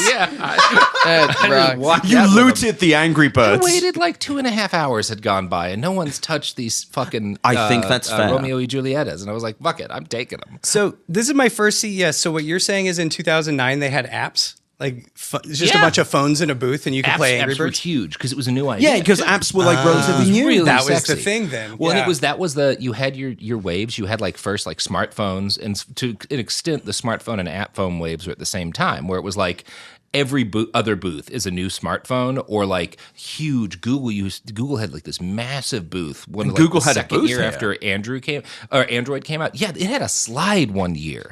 It was like 3 acres because it was like Android was like a year or two old, CES and they were like used to be so much fun. That's actually it was way better back then. But that's kind of the thing that I think is missing as well. Like putting aside the fact that they're on useful stuff, it doesn't even feel like light-hearted. Like there used to be something dorky. Like E3 in its heyday used to be kind of silly and also very sexist in a way that was reprehensible and remains that way, though E3's dead. it's like there used to be a dorkiness to it's like, fuck it, we're Google, we'll never fucking slide. Like the big tractor is the only bit of this place is whimsyless. One year I went to E3. They had like 200 extras all dressed as North Korean soldiers to like For marching. Homefront? Yeah, I think it was from Homefront. Hell yeah, it was a game about like The North fucking- Korea no, invading the written US. by the Red Dawn guy. Yeah, written by Milius, I think Yeah, is his yeah, name. yeah. John That Milius. game They had fucking like sucked. 100 or 200 fucking North Korean soldiers marching around the fucking. It was nuts. But it Little was North cool. Korean Yeah, whimsy. yeah. No, this place is a bereft of whimsy. It's like a sexless goon cave. It's it's doing stuff for the sake of doing with no level of like self-effacing. Totally. There was no sense of humor. And it's silly, and you should be silly about this stuff. Yes. It would be so much It's more not fun. silly. Our pin that has a chatbot on it has to succeed against the 400 other pins that have chatbots on it, and on the glasses that have chatbots on it, and the chatbots that are actually 3 different chatbots. Right. If you think about it. But no, I think the general lack of whimsy here is just very sad because the whole thing about tech is it should be kind of fun. It is kind of, especially for something like this where it's like, it's ostensibly for consumers, but it's like, we're trying some shit out. It's like a concept car. Like I saw a concept car for an autonomous vehicle, which is a bit everyone does like last year, TCL, who makes TVs, had a concept car. And it's like, this year I saw one. It's also half-hearted. Now, I will say, what you're describing is tech that doesn't fully work, but is like taking a big swing with everybody knowing it doesn't fully work, Yeah. but we all sort of forgive it. That actually describes a lot of what we've talked about, the laundrobot that doesn't fold But they're laundry. not and admitting it. Find your keys that doesn't find your keys. But there seems to be no feeling of experimentation. There's no like... That's it. They're not big swings, is I think the problem. Like something like a laundry folding bot is at least like that. That remains a high bar for a robot to breach. And so every attempt at it, even though at least that you're trying to do something that we don't really have it down. But most of by volume, the vast majority of like new shit I saw was, this product that already exists? It's got a chatbot now. You can talk to it. It can transcribe your conversations. I saw like 1 million glasses and rings and pins and like a bunch of different individual products that are all, it has a chatbot, it records your conversations, it has a camera. Translation. Right. Yeah. The coolest thing I saw today, it sounds like doesn't even normally exist at CES, which is an install, like an interactive install, like out of Comic-Con for a movie. What Oh, do you yeah, mean? yeah. The Rebecca Ferguson movie. We were Yeah, talking I about didn't this see earlier. it, but I saw the booth. What- yeah. what is Mercy. Now, and it totally fits this because it's dour as hell because it's a dystopian future sci-fi where an AI is judge, jury, and executioner for people on trial and stuff. And Rebecca this- Ferguson. So is like the AI. Compass, the criminal justice system. The video that they had, and the booth is blacked out like it's a defense booth, like Right. you're at a cop show or a military show. And so I just see this video playing on the side, and it takes a second for me to register that it's Rebecca Ferguson in the video, and it's not just an ad for a real company. So yeah, Mercy coming out January 23rd. It's very funny because you said that's the one with Chris Pratt. When I went up to the booth, I asked like, "What is it?" And she said, "Well, look inside, and then I'll tell you." And I look inside, and it's like a guy in a chair. Well, it looks They like have the him trailer to a handcuffed to movie the chair. plays, where it's like, yeah, it's clearly this is a robots are judging us kind of movie, or we have an AI judge. So I walk out and I'm like, I don't know, is it like a game? And she said, no, it's a movie trailer. And I was like, oh. She was like, haven't you heard of the movie? And I was like, no. You haven't heard of Mercy? No. And she said, well, it's got Chris Pratt in it. And I was like, well, okay, that didn't not win me sell over. Yeah, you're not selling. Yeah, I think Rebecca Ferguson cancels out Chris Pratt, but she loses all of her draw. Is also canceled out by Chris Pratt. So it's just a flat line. Yeah, she brings the movie to a zero. neutral. I'm fucking done with things like what if AI takes over everything? Make a movie where it's like everyone bet on the wrong horse. Like make something where the dystopia is like a societal failure based on stupid choices. Yeah. That are not just political or what if the AI is so powerful? Is this Ed? Are you saying one of your listeners should fund a movie that I write about this? I'll Yeah, do sure. that. Fuck it. Yeah, Only if I can be in it though. great. The Deal. idea I've had that I was thinking about Please. since we were doing our episodes on nuclear war is, okay, you don't have Skynet gain control of the nukes, but instead you have the military adopt like an AI program that it links a bunch of its radar and listening stations to analyze incoming signal intelligence data, right? And that errantly says that there's an attack imminent. And so the humans decide that they're going to start by firing all of the missiles.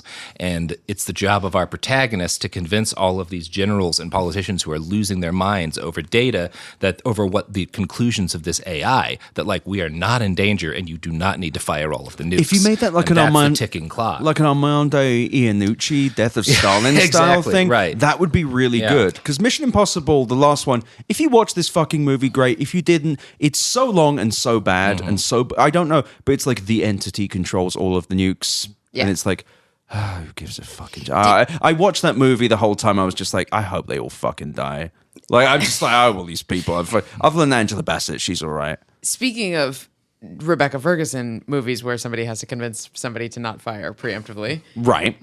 there is the movie that's on Netflix that came out a couple months ago that is pretty much exactly that, but it's not exploring AI at all. It's that they pick up a signal that there is something incoming and they can't figure out what it is.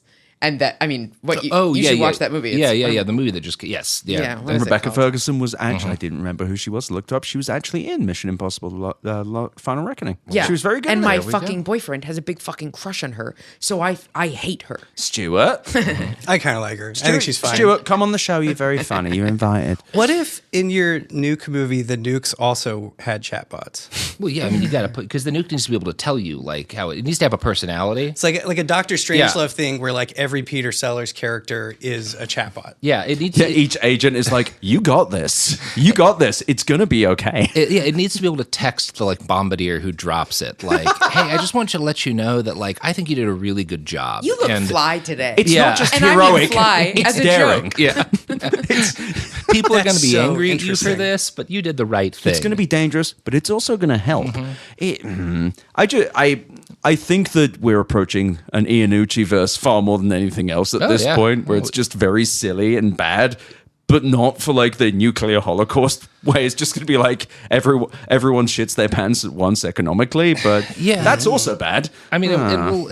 You maybe see some looming signs of that here with just the number of things that they're like pulling back on. Like, I'm still seeing a lot of the same claims made about like how self-driving is going to take off, and like like that car you were talking about, Tinsor, the world's first robo car, that the PR lady was absolutely certain is definitely coming out in the next year. Tell me more. And it's level 4 self-driving, and I was like, okay. What does level 4 mean? Well, she said like a Waymo, and I said, well, Waymos are only allowed to drive in a really small set of areas. Yeah. What about this? Because you're kind of advertising that you can self-drive it whenever you want. Is it just you can self-drive it if you're in like downtown San Francisco? And she's like, well, whatever we do, it's going to be completely compliant with the law and safe. And I was like, that's simply not an answer about Whatever we do. where your car can go. Where are you driving to today? I don't know. Where can your car go? Okay. It's Depends safe. on the law. Wait, was this a booth person? This was a booth person. Now, to be fair, so I'm accurate. The car you can also drive. It has the first steering wheel that flips out. But I was asking about like the self-driving stuff, because you show it driving in a lot of areas. I also feel like self-driving at this point, it's not a solved problem even remotely, but it's like, we've seen it. I'm not sure what else you can show here, unless it's driving you around. It getting better, it being functional in other areas. Right, but how would be you a big show deal. that in the Right. convention floor? They have a bunch of methods, because a lot of the booths, they'll show you, here's what the camera sees, and here's like the big thing this year was demonstrating here's how much better the sensors are at cutting through fog and cutting through like which is rain cool. and I snow give them and that stuff, right?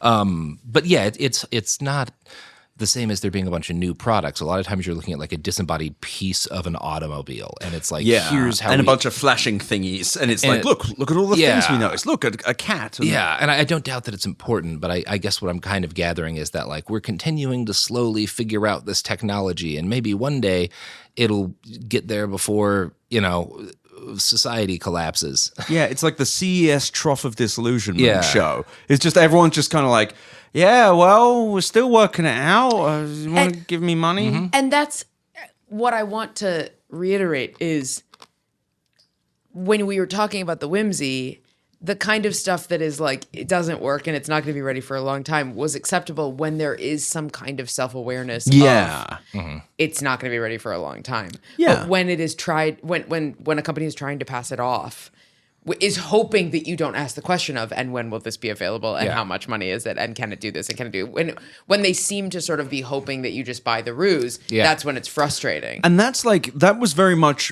it usually was reserved for like Kickstarter and Indiegogo shit, where it's like, okay, you're kind of backing something vestigial, and like, you usually wouldn't back the one that couldn't show you something because those ones will disappear with your money.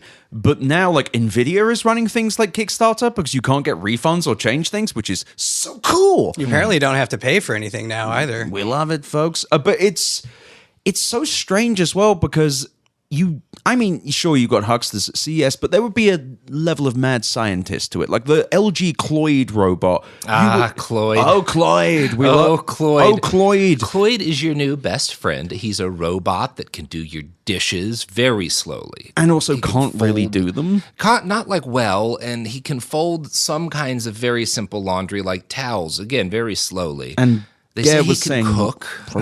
He said he couldn't fold them properly either. It didn't look good at it, no. And if you're kind of old and fading, it can remind you to eat fruit. Yeah. Its name is Cloyd. But Cloyd, like, not a natural thing to say. But the thing is, like, something like Cloyd, they would be like, this is just a concept. Like, Samsung a few years ago just had a giant, like, circle thing you could sit in, and it had giant screens, and they were very much like, it's the Samsung crazy experience. It's like just some shit to show you at CES, and everyone went in and went like, cool, Samsung's fucking around with screens because Samsung makes screens. But this was like, yeah, it's the year of robots. Yeah, it's the year of robots in your home. Well, okay, not your home or a home, anywhere. But this home we built here, it kind of doesn't work in. But what if it did, but it doesn't? Please don't. You can't buy it. When can you buy it? It doesn't exist. How much is it? We won't sell it. Look at the video of this robot with the woman we got, whose hair is like studiously gray, even though she doesn't look like she's about to be out of her late 40s. But we clearly want you to think of her as old for the sections where it looks like it's a robot for helping an old person. But then here's some kids playing it. So you know that it's good with kids because we'd love it if families bought it too. But we don't really know what people want out of a robot that looks like a cross between the robot from fucking what's that 80s movie? Not WALL-E, the one before, decades ago. Silent Running? No. Fuck. The nerdy Batteries not included. That's Yeah. definitely not it. Yeah. No, I will email if you remember the one. I'm just imagining my dearly departed. It's not a humanoid robot, is what I'm Yeah, saying. Marion, my dearly departed grandmother, would have fucking hated these things. Like, just also old people. Their brains still fucking work. They will feel the condescension of the world's slowest machine doing something. Yeah. But on top of it, if they were just like, here are some shit we're trying out, like we found pistons and stuff, like sensors, we're trying these new I would be fuck me up. Like, fine, show me the new things you're working on. But it's framed as, and there are journalists writing this as the CES of robots, and you're being fucking played, every single fucking one of you. Well, I mean, there's industrial robots, which like it looks like some of them are getting bad. Like I'm not great at it, but like I've seen like big robot arms that are like folding paper with a lot more dexterity than I'm used to seeing and stuff like that. And I'm saying even like there was a humanoid robot with hands that could just do that. And so I'll believe that there's some like industrial applications, but so much of the show is set on selling the idea of a home robot. And none of those look like they can do anything useful, and they all must be expensive. And I don't know why you think people want one. I just feel like the CEA who runs this show, how is there not like a fraudulent element to this? Because when most of the show appears to be deception, because like I've been to a lot of these I've been coming here since 2011. I've seen a lot of weird shit that was kind of vestigial and like, okay, we're working on this. Maybe it will happen. Maybe it won't. But not most of it. And it feels like the ultimate endpoint of just never fucking truly holding their feet to the fire and never asking. And I keep coming back to this, Chloe. I know I will actually say this just on behalf of me and the listeners. You keep saying these derisive things about yourself that are incorrect, like, oh, as a layperson, oh, I'm stupid. You're not stupid. You're asking the questions that the journalist should ask, like, who cares? And it's like, well, who cares? But also, is this real? Will you ever make it? Does this do the thing that you should do? The fact that the CEA themselves doesn't have this level is disgraceful. Well, I think they made the decision a long time ago that they were in the business of number one, providing real estate to these companies. So they're working for the company selling this schlock, right? Like that's their job, and it's not even. You would think, and I think maybe in the past there was a broader understanding that part of their job was to ensure that the tech industry remained healthy and didn't become what it's turned into. But it's been a while since anybody in the business world felt like they had responsibility for anything. But even then, like, this feels like almost the beginning of the punishment, because what happens when all of these companies with the LLM wrappers die? Who's going to pay for these fucking booths? Because if there were other companies to pay them, they would have paid. I saw a fucking chunk of the Venetian or the Palazzo Casino closed off today because there weren't enough gamblers.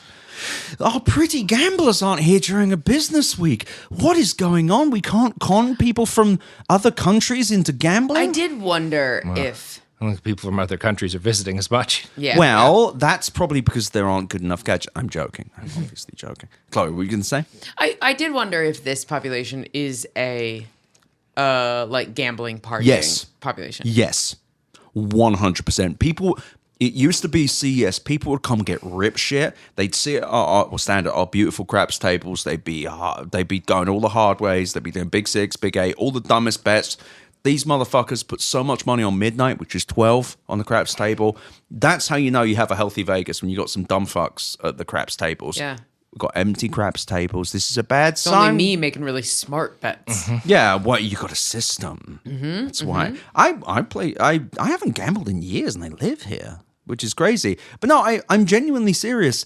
Something's off. Something is genuinely off. So I don't. Oh, sorry. Well, I don't have the perspective with CES, but I got to say, I don't know how many of the talks and panels you guys went to, but I spent a good amount of time. What did you see? Oh, I went to the Aria, and the main through line that I thought was a little odd, because there's definitely execs doing the lines, playing the hits, use AI now or your job is in jeopardy. And, Right. I know of companies where 100% of the AI is written, or 100% of the code is written, blah, blah. Right. Here's and I've heard that stuff for years. So it's a little bit like, this is the same, like we're still doing this, but there's like these little glimmers of things that make me go, like the word incremental showed up in boy. like 3 different talks where it's just like, what does the next year mean to you? And it's like incremental. You need to be going to your customers that are using these tools, in advertising and asking for incremental gains. And I'm like, not revolutionary gains, Yeah, not a little bit. barn burners. My man, Going from here to here. There was a talk that with one of the guys who runs a spinoff company from TELUS, which the Canadian telecommunications company, I didn't right? know. I think. And he's like, yeah, we saw 250 million in savings, using AI tools. And I'm like, all right, what's Sure you did. what's TELUS's revenue? And that's like, 0.048%. I also, sure you did. Sure you fucking Yeah. did. Fucking Any explain- details? No. I'm going to strap you to one of the fucking chairs from Saw. I'm going to fucking handcuff you to a radiator. And I'm going to have Jigsaw extract from you how you save that money, because I bet you didn't save a fucking penny with large language models, you lying sack of shit. It's a lack of specifics. Incremental. Well, Well, that's We can specifics get cost real money. incremental with a bone saw. And the big thing that you're seeing, the shift here, I think, has been because there's not, like previously, the thing about this was about consumer electronics, and there's always been, software and apps and stuff, but it's been very focused on things that people will use, right? And that's what journalists are here to report. And I was like, here is all these companies' vision of like what people want to buy and what they want to use and what will delight them and what will be useful to them. And a lot more of the emphasis, since all this AI stuff has come to centralize it on, is here is a product that will allow you to hurt a customer. Here is a product that will allow you to extract money from people without providing really, or while that you're sneaking into a service. There was a company I went to their booth and got a walk through, SoundHound AI. Oh, fucking sound. Oh, SoundHound. Yeah, and their whole thing is we make agents. We make agents for companies. And one example they gave of an agent was like they basically an AI doing the job of taking orders for Burger King, right? And like taking down orders, and it also controlled the menu. And so the first thing that they showed, the guy demoing it showed, was someone being like, tell me what burgers are good. And while there was a menu up in front of them, instead of looking at the menu, asking it. And so it suggested a burger. And I was like, I don't think people will use it that way often. That's a weird thing for him to show. But then I understood why. Because he was talking to this group of like 3 or 4 people, and he was talking to them about how And obviously, Burger King feels like, okay, we have this much stock that needs to get moved right now for whatever reason, because it's like close to expiring. We can make sure to like really push that to customers. Or if we want to sell more, more Whoppers with cheese, we can push the Whopper. We can recommend that to people. We can even alter the menu if things are out, or if we really want to push certain items. And he said, like, for example, if Coke wants to really sell Coke Vanilla, we can start pushing large Coke Vanillas. You can even push specific sizes. And I was wondering why they're talking about this, because again, people don't use it that way. And then I realized all of the gaggle of 4 people that the rep from Softown was talking to, I looked at their badges, they all worked for Coca-Cola.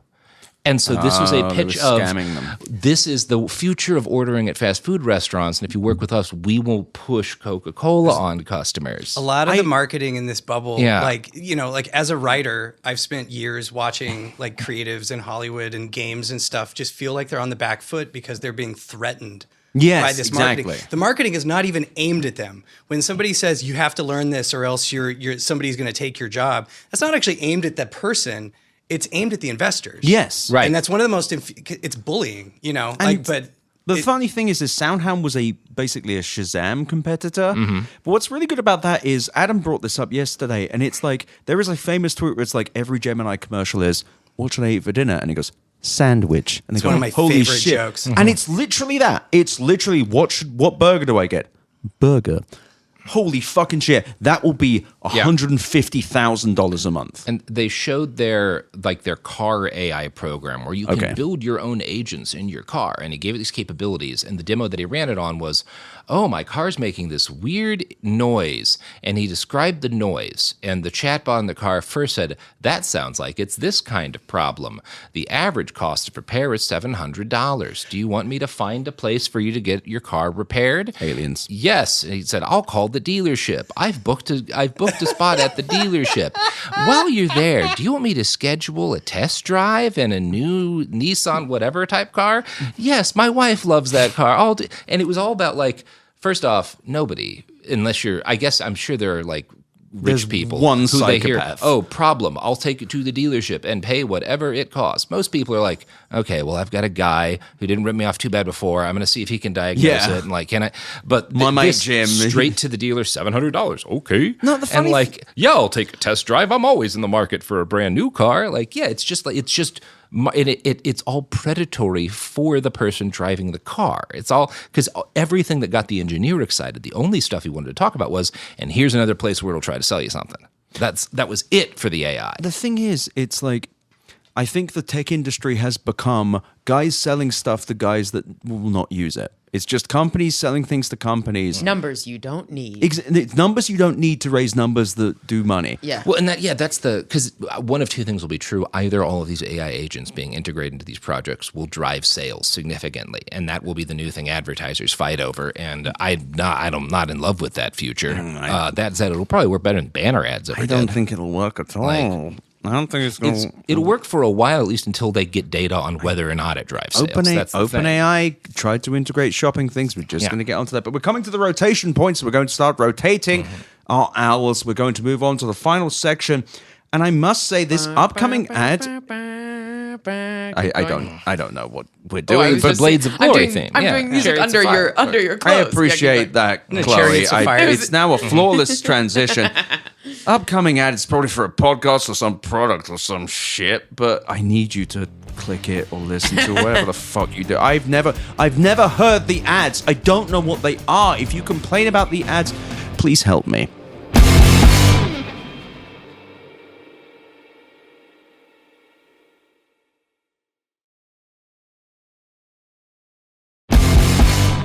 Diane, I'm once again in front of a microphone inside the Palazzo Hotel in Las Vegas, Nevada, and everybody's staring at me because I keep saying strange things into the microphone. I'm on my 18th Diet Coke and feeling more alive than I've ever been.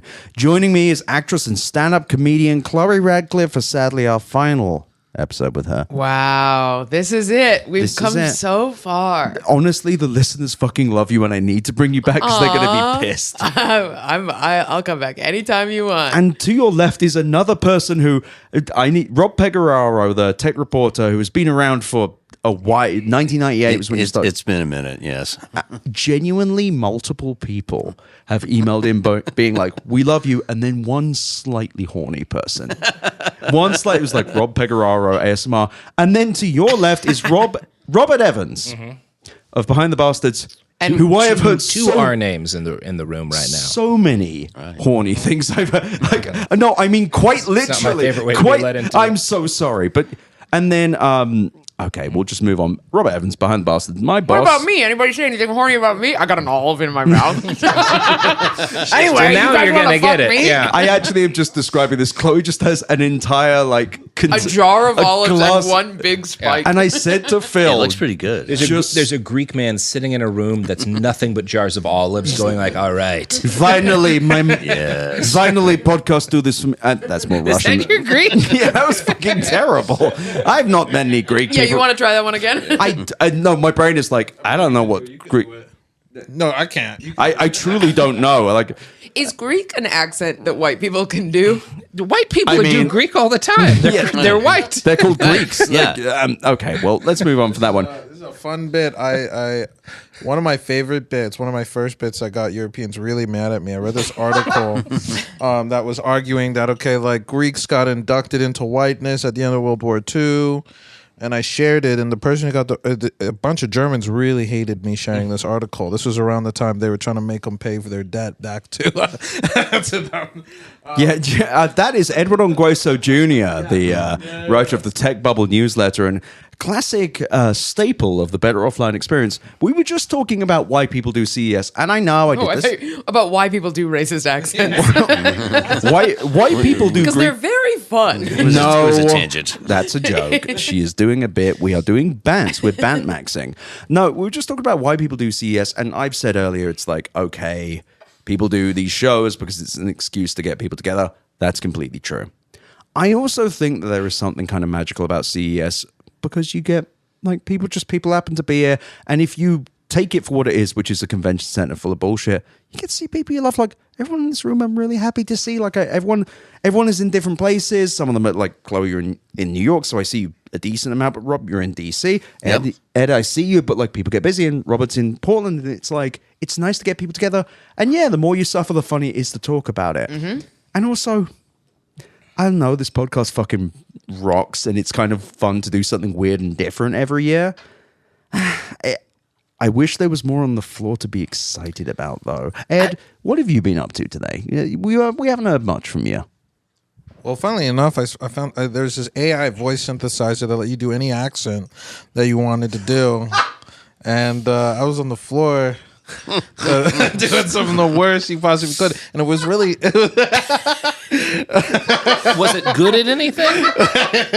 Yeah, no, I wish, Because you're like, I'm not the one doing it. Yeah, it's I'm the not doing robot it, yeah. doing Yeah. it. And a robot It's technically. loud. I'm not. Yeah. Things you could find. No, to be clear, this is not real. This is just me. A really fun yeah, bit? Yeah, this is me Oh riffing. man, Can you imagine? But, If no, I but that could, I would- totally Yes. sounds like yeah, a the CES most show floor thing. cancelable project Yes, I at could- CES. Yeah. There would just be a line out the door with guys just being like, guys with podcasts, guys with racist podcasts, being like, whoa, finally, you're going to take our jobs. Like, yeah. Oh, Yeah, woke is not back quite yet. Because I'm not white.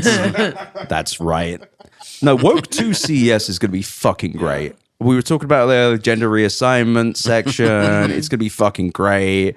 It's going to be illegal to be white for one part of the convention. So it's going to be fucking great. I cannot wait. Got to open every day with the land acknowledgement. Yeah, exactly. Oh, no, a brand acknowledgement. Oh, right. But just for like We are for on the fallen unceded brands land like of Blackberry. Sony. Yeah. You're standing on the shoulders of giants. Yeah, This one goes- in ages past, Black Bear, RIM would operate this booth, but At times, Theranos would have been here, but they were cancelled. I do like that Elizabeth Holmes is now doing like epic posting where it's just like From jail. What the hell? posting from jail and being How like, does illegally cancelled for doing fraud. Actually, my greatest fear about going to jail was not being able to tweet. But this is Proving that you don't have to be afraid of it. Now I don't have to be afraid of it. a prison where I post. That's just me at home. Right? Exactly. You can launch your own version of Theranos, which is just people mailing you blood and you being like, "Looks good." I'm gonna be the Seems all right. I'm gonna be the first person in prison to have a fundraising round ongoing. Okay, they're gonna be clamoring for that. I don't know what it'll. Maybe it'll be for. I can do like a Potemkin AI thing that's just like other prisoners. This and they're is pretending this is to be. new. The Martin Luther King's letters from a Birmingham jail redux is like asking for VC funds. It's just pitching. Beware of the tech critic who tells you that you can't have a VC fund in prison. Series A from San Quentin. Chapter 2 begins as a chatbot. I'm not allowed to offer advice on. I need to read you this Elizabeth Holmes tweet from 12/31/25. So New Year's Eve. Prisons are meant to rehabilitate prisoners and break crime cycles. Instead, they shatter families and make better criminals. It won't break me or mine, but watching it happen daily is heartbreaking. Honestly, this fucking rocks. I'm sorry. If you're gonna post from prison just being like, I'm not fucking guilty of the fraud I obviously did. Fuck you. Yeah, fuck yeah. Let's just go for it. See, I interpreted that differently. I thought she was saying prison is meant to like breaks people and makes them into better criminals. That's not going to happen to me. I'm going to stay a shitty criminal. I'm terrible at this. If you only knew my real story is so much more interesting than the one you have been told. Coming soon in 2026, and that is 7 ellipses. Nothing hidden, nothing left out. The time for the truth has come. No one can hide from the light. Woman, you did actual fraud. Oh, I'm ready for this. I want to know. Elizabeth Holmes, you are invited on Better Offline. Here's my question. Are there men who have committed fraud as harmful as the fraud that Elizabeth Holmes committed? I'm not denying her. Sam for Bankman sure. Fried. Yeah, well, I mean, like Bernie Madoff, the guy, the Enron guy. Yes. Bro. But they Yeah. didn't get Martin culturally Shkreli. crucified in Yeah. the same way. Right. But they have yeah. been imprisoned. They have been imprisoned. Shkreli is the closest to getting that level of Yeah. notoriety, but it also worked out for him a lot better than her. Like, Yeah. He built a little bit of a weird brand on it. Yeah, I think he's a DJ now. Are Right. there? God, really? I'm. Well, and that that's journalist slept with him too, which was weird. DJ allegations. Yeah. Bloomberg journal. There's a Yep, Bloomberg journalist who ruined her life for Charlie. Yeah, Martin Shkreli. he's had a Martin weird Shkreli. post-prison run. Are there people who have committed fraud at a harmful level, at a like meaningfully harmful level, who have not gone to prison? I mean, Sure, the Web3 yeah, again, like most of industry. the I'm from guys. DC. Where do I start? Yeah. Yes, right. Well, This is going to be a long podcast. I mean specifically in startups, in startup culture. Okay. Klinkle. Not Klinkle. this same way, where they are literally starting a company on completely false pretenses and raising VC I money. actually to do it disagree. necessarily. Klinkle was this one where you How could. big was Klinkle raised maybe a little bit less, but they were just as prominent. They were also on the cover of Forbes. They were also in They Inc. were as big magazine. for some reason. What is it? Klinkle was a Never heard of sound-based Klinkle. payment thing. It was Yeah. obviously fraudulent. I mean, Sound-based payments? yeah, So they if it use like sounds like you have money in your pocket, then that means we've paid you. he was a very damp-looking white boy. So, but no, it was a company where you could transfer money with like hypersonic. It was bullshit. But that's the thing. Like that fuckwit didn't go to prison. None of the Web3 people who never did anything. Not fucking Doodles NFT, which ended up backing off NFTs. That Alex Ohanian, who was a fucking asshole. Who should be crucified for his role in the racism and sexism of Reddit, let alone the amount of Web3 bullshit he pushed up a fucking hill, putting that aside. Nothing happened to all the Web3 people who did a bunch of criminal shit, like all of the blatant money laundering. And the question is, Fucking what is this, CZ from Binance. Change out And also but Adam he was Newman supposed to go to from prison. WeWork. He got pardoned. Yeah, yes, Adam Newman already got fucking Right. $300 million from Mark Andreessen. Because there's two differences, and we can debate which of them is more relevant in her getting penalized much more than a lot of other people who did similar things. But like, one is she's a woman, but the other is it was a health company. Right. Like It was also- people like It was also had cancer actually tests that were fraud. lies. It was Yes. actually fraud. It was It like, was like serious medical fraud. it too. also didn't do Yeah. anything close. WeWork was just a terrible business. Right, and that's why I'm Yeah. asking, like, Yeah. who harmed people to the same degree that wasn't just. Well, actually, the question with Theranos is, I actually, like, I know, like, people did actually die. It was very bad, just being clear. fucking mortgage-backed securities are a and that hurt a lot of people. Yes. FTX did a lot more damage. I'm thinking specifically in tech. Yeah. Oh, no. Everyone involved with the great financial crisis, everyone who bet on this. And I'm going to be fucking honest. I'm going to say this. Every single company that invested in data centers that is going to lead to the financial collapse that follows is worse than Theranos. Every single person who pushed OpenAI up a hill is worse than Theranos for what's coming. Yeah, I'm fucking going for it. I I'm agree with that. crazy. But yeah, and they will crucify Sam Altman. If what I think is happening over there is happening, where they're misleading investors, which is my personal belief and not those of the iHeart Radio Corporation, if that is true, Sam Altman should go to jail. If it's true, which we do not know if it is, he probably won't. Because, like, if he was a white woman, he absolutely would. But would he have been able to raise the money? We're doing this. But Elizabeth Holmes wasn't like an actual criminal. Like, we're not going to whitewash this. She was an actual criminal who, like, talked with a deep Steve Jobs voice, which I think is a funny bit. The voice thing, okay, I will say Black this. turtleneck, the whole bit. That is where I think sexism is coloring the entire interpretation, because truly, when I speak in a lower voice, I get treated differently. Do you? And when I speak you listen to women who speak in baby voices, and we don't say it's fucked up that women speak in baby voices, and you run into these women all the fucking time, and that's not their natural voice. That's not the voice that if they were just grew up in the woods that they would be speaking with. That's a performed voice that's an identity that they have. Sorry, we've got Chloe on her I soapbox now. want to know everything about this. But like, how women are perceived in society is our voices are a huge part of it, as they are with men. Think of gay men who sound gayer, like they get treated differently, right? Like all of that is part of our performance of power in society, Sure. or our performance of how power and gender are knit together in society. Chloe. And so then I do think, and like her voice sounds insane. It sounds insane, but I also am like that one. I fully fucking Chloe, get, I gotta and ask. it drives me nuts. Can you tell me more about? Have you had, like, as a woman, have you had to lower your voice, and in what scenarios have you had to? I and to have a what very effect? low voice. Right. I just like speak in a very low voice naturally. Right. And so it's more that I think the inverse is a much more common experience where women baby like talk in baby voices, and that is like a relinquishing of power, and that is a submissive stance. And for me, it's like, yeah, if I speak to somebody on the street or in public, if I'm speaking to a stranger and I'm like, yo, if I talk at that level, like people turn expecting a man. Right. And treat, and then This like is get like sort of shocked. This is an actual 30 Rock joke with the "I'm a very sexy baby." Yeah. Totally, It's like totally. the manipulation through voice. No, it's just. I mean, I'm a fucking white guy. Like, what do I fucking know? But it's like the reason I ask is like, is this a commonplace thing in the workplace with women? I mean, like, I don't think it's a commonplace. I don't think the voice thing. I don't think speaking in a low voice, or like a higher voice even. a higher voice is all the fucking time. Like if you start listening to it, there's so many. Once you women who hear it, speak it's in- like the FedEx in- arrow. of Yeah, women. weird phony baby voices.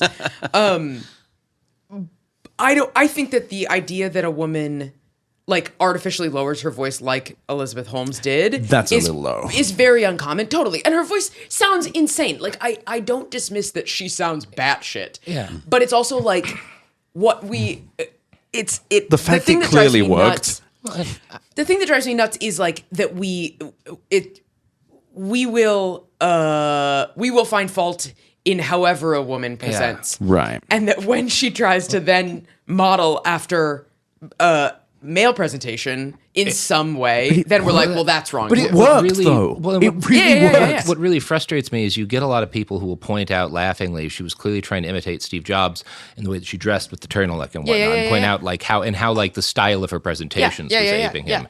And what doesn't get brought up much, like nearly as often, in part because people don't like to think of Jobs or other like heroic figures, like tech founder figures this way, is one of the other ways she aped him is Jobs was very famous, not so much at the big public announcement level, but like when he was talking to investors, when he was putting together ideas with vastly over-promising, right? And part of like what he did was be incredibly anal retentive about like when a product was actually ready. But he had these like very specific, often pie-in-the-sky demands for what this thing needed to do, how it needed to look, how it needed to feel, that he would promise could be done before they knew that they could do it. Yes. And he hired good people, and Apple was able to square those circles. Apple was able to produce, Yeah. but there is a similarity with, because her attitude was very much similar, which is what I need to do is make the promise, and I need to aesthetically make the case of how this is going to look and feel and what it can do. And as long as we can get enough money doing that, we can brute force the having a real product thing.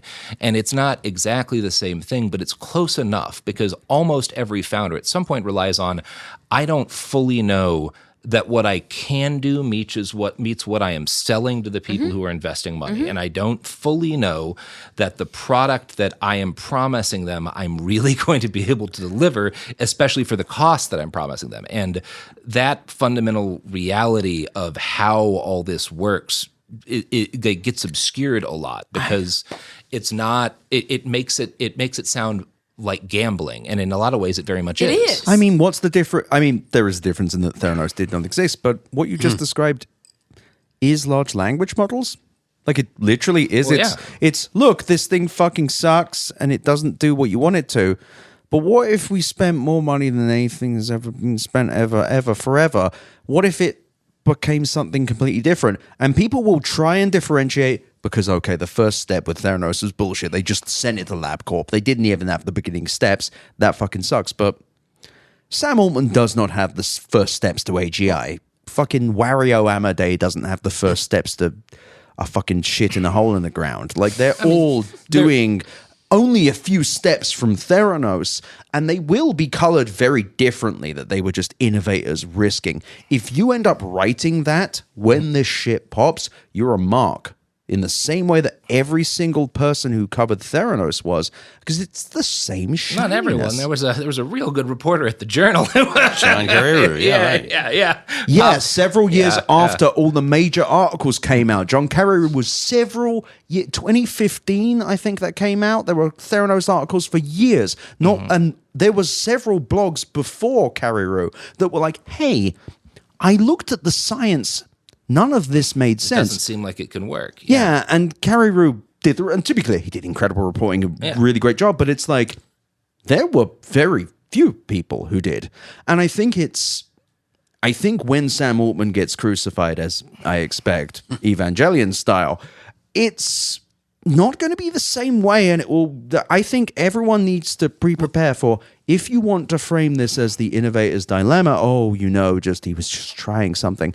That is not a fair way to look at it, because there was never a guidance point from there to wherever AGI bullshit happens.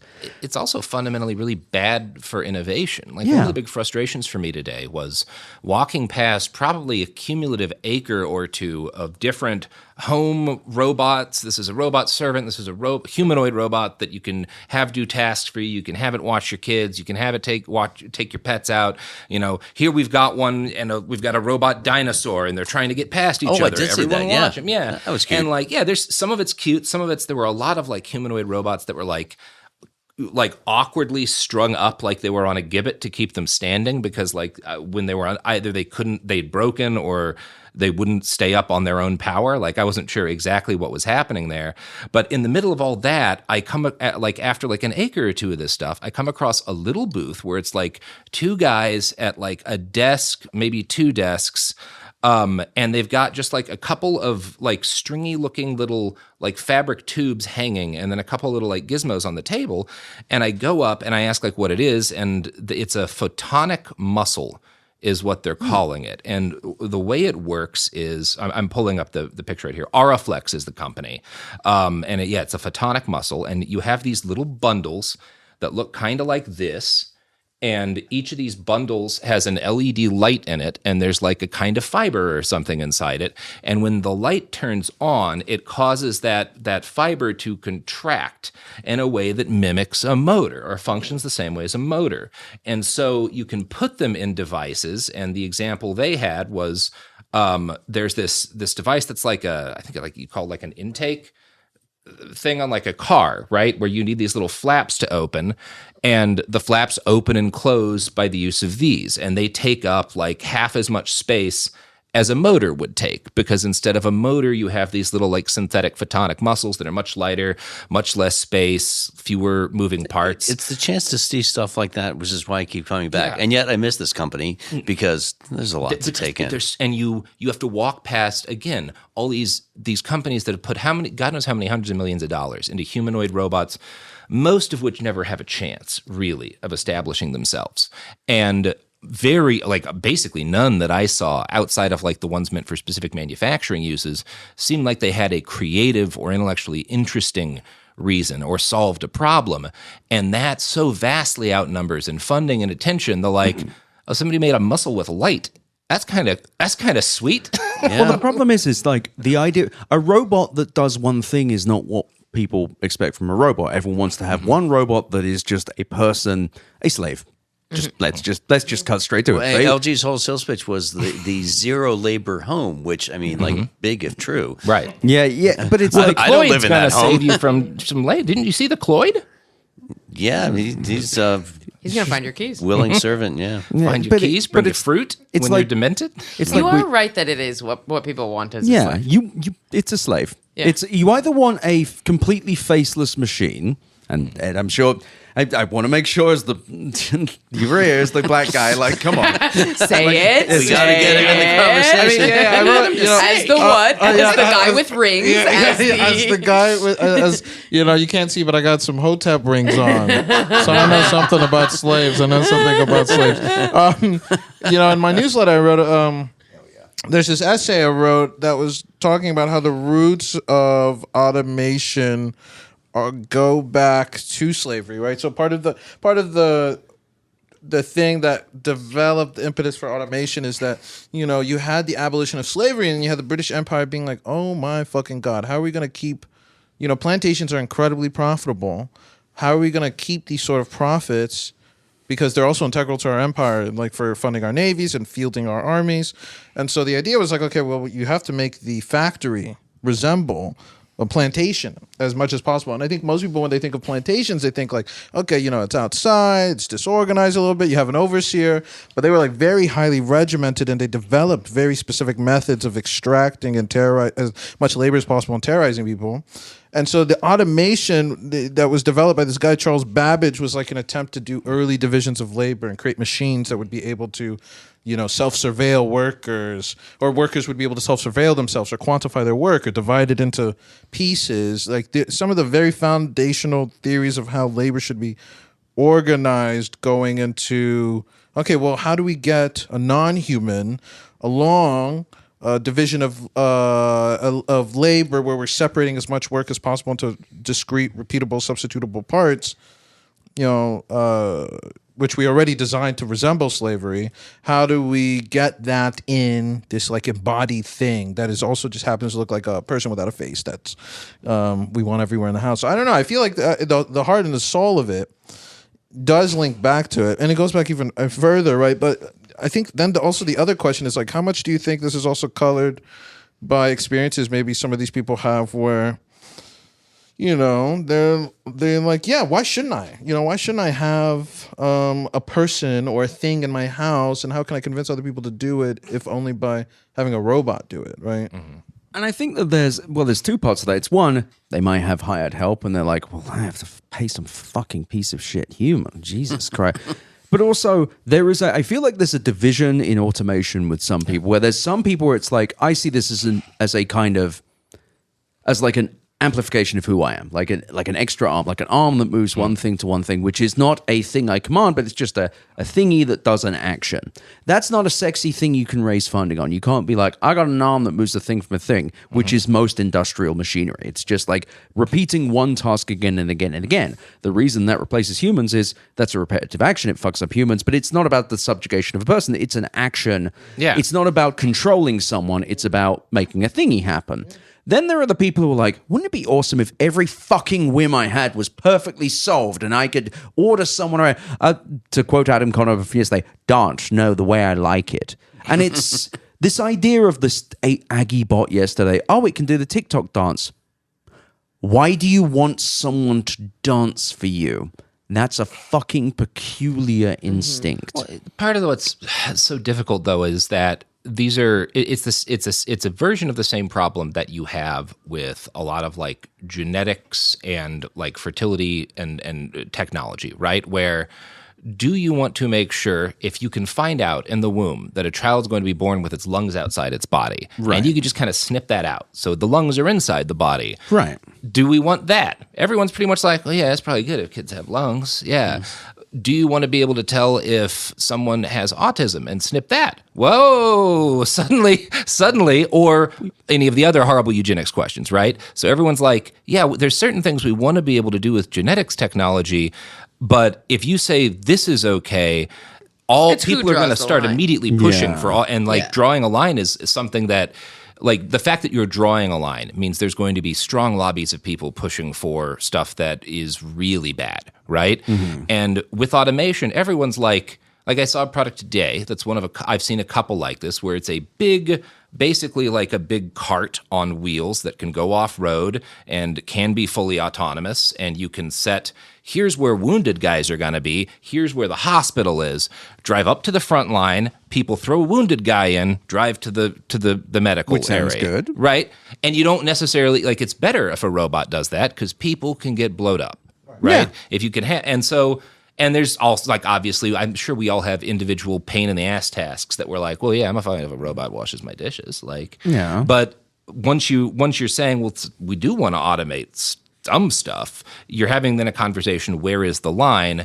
And right now, everything's on the table, including like the creation of like art and beauty, Yeah. and the raising of The children, stuff we're meant to do when we're not working. basic cognition, and that's the fact. But you can't, if you're going to talk about some of it, all of it's going to be on the table at some point, and right now it is. Yeah, I think that's also the other thing, right? Where it's like, to your point, there's automation that saves you labor and enhances productivity around the home, and around certain workplaces, that reduces the drudgery of tasks we have to do. And then there's automation that is deployed in a way to squeeze as much as possible out of people, beyond what they might in of themselves want to do if they had control over, to what degree am I going to augment my workplace or myself with this stuff, right?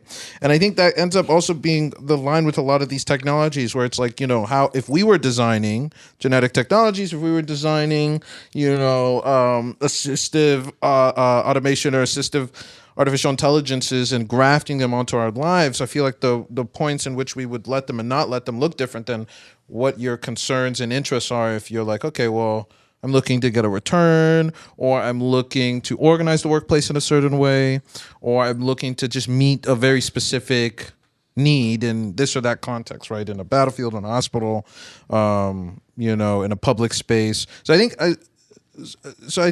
part of this is like, downstream, a consequence of the fact I feel like we're almost all technical decisions have nothing to do with anyone other than these private investors. Totally. Right? I mean, a thought that I have had this whole last few days is, what does it mean to be optimized or to have your life optimized? What is the actual outcome of that? Yeah. What are we optimizing for?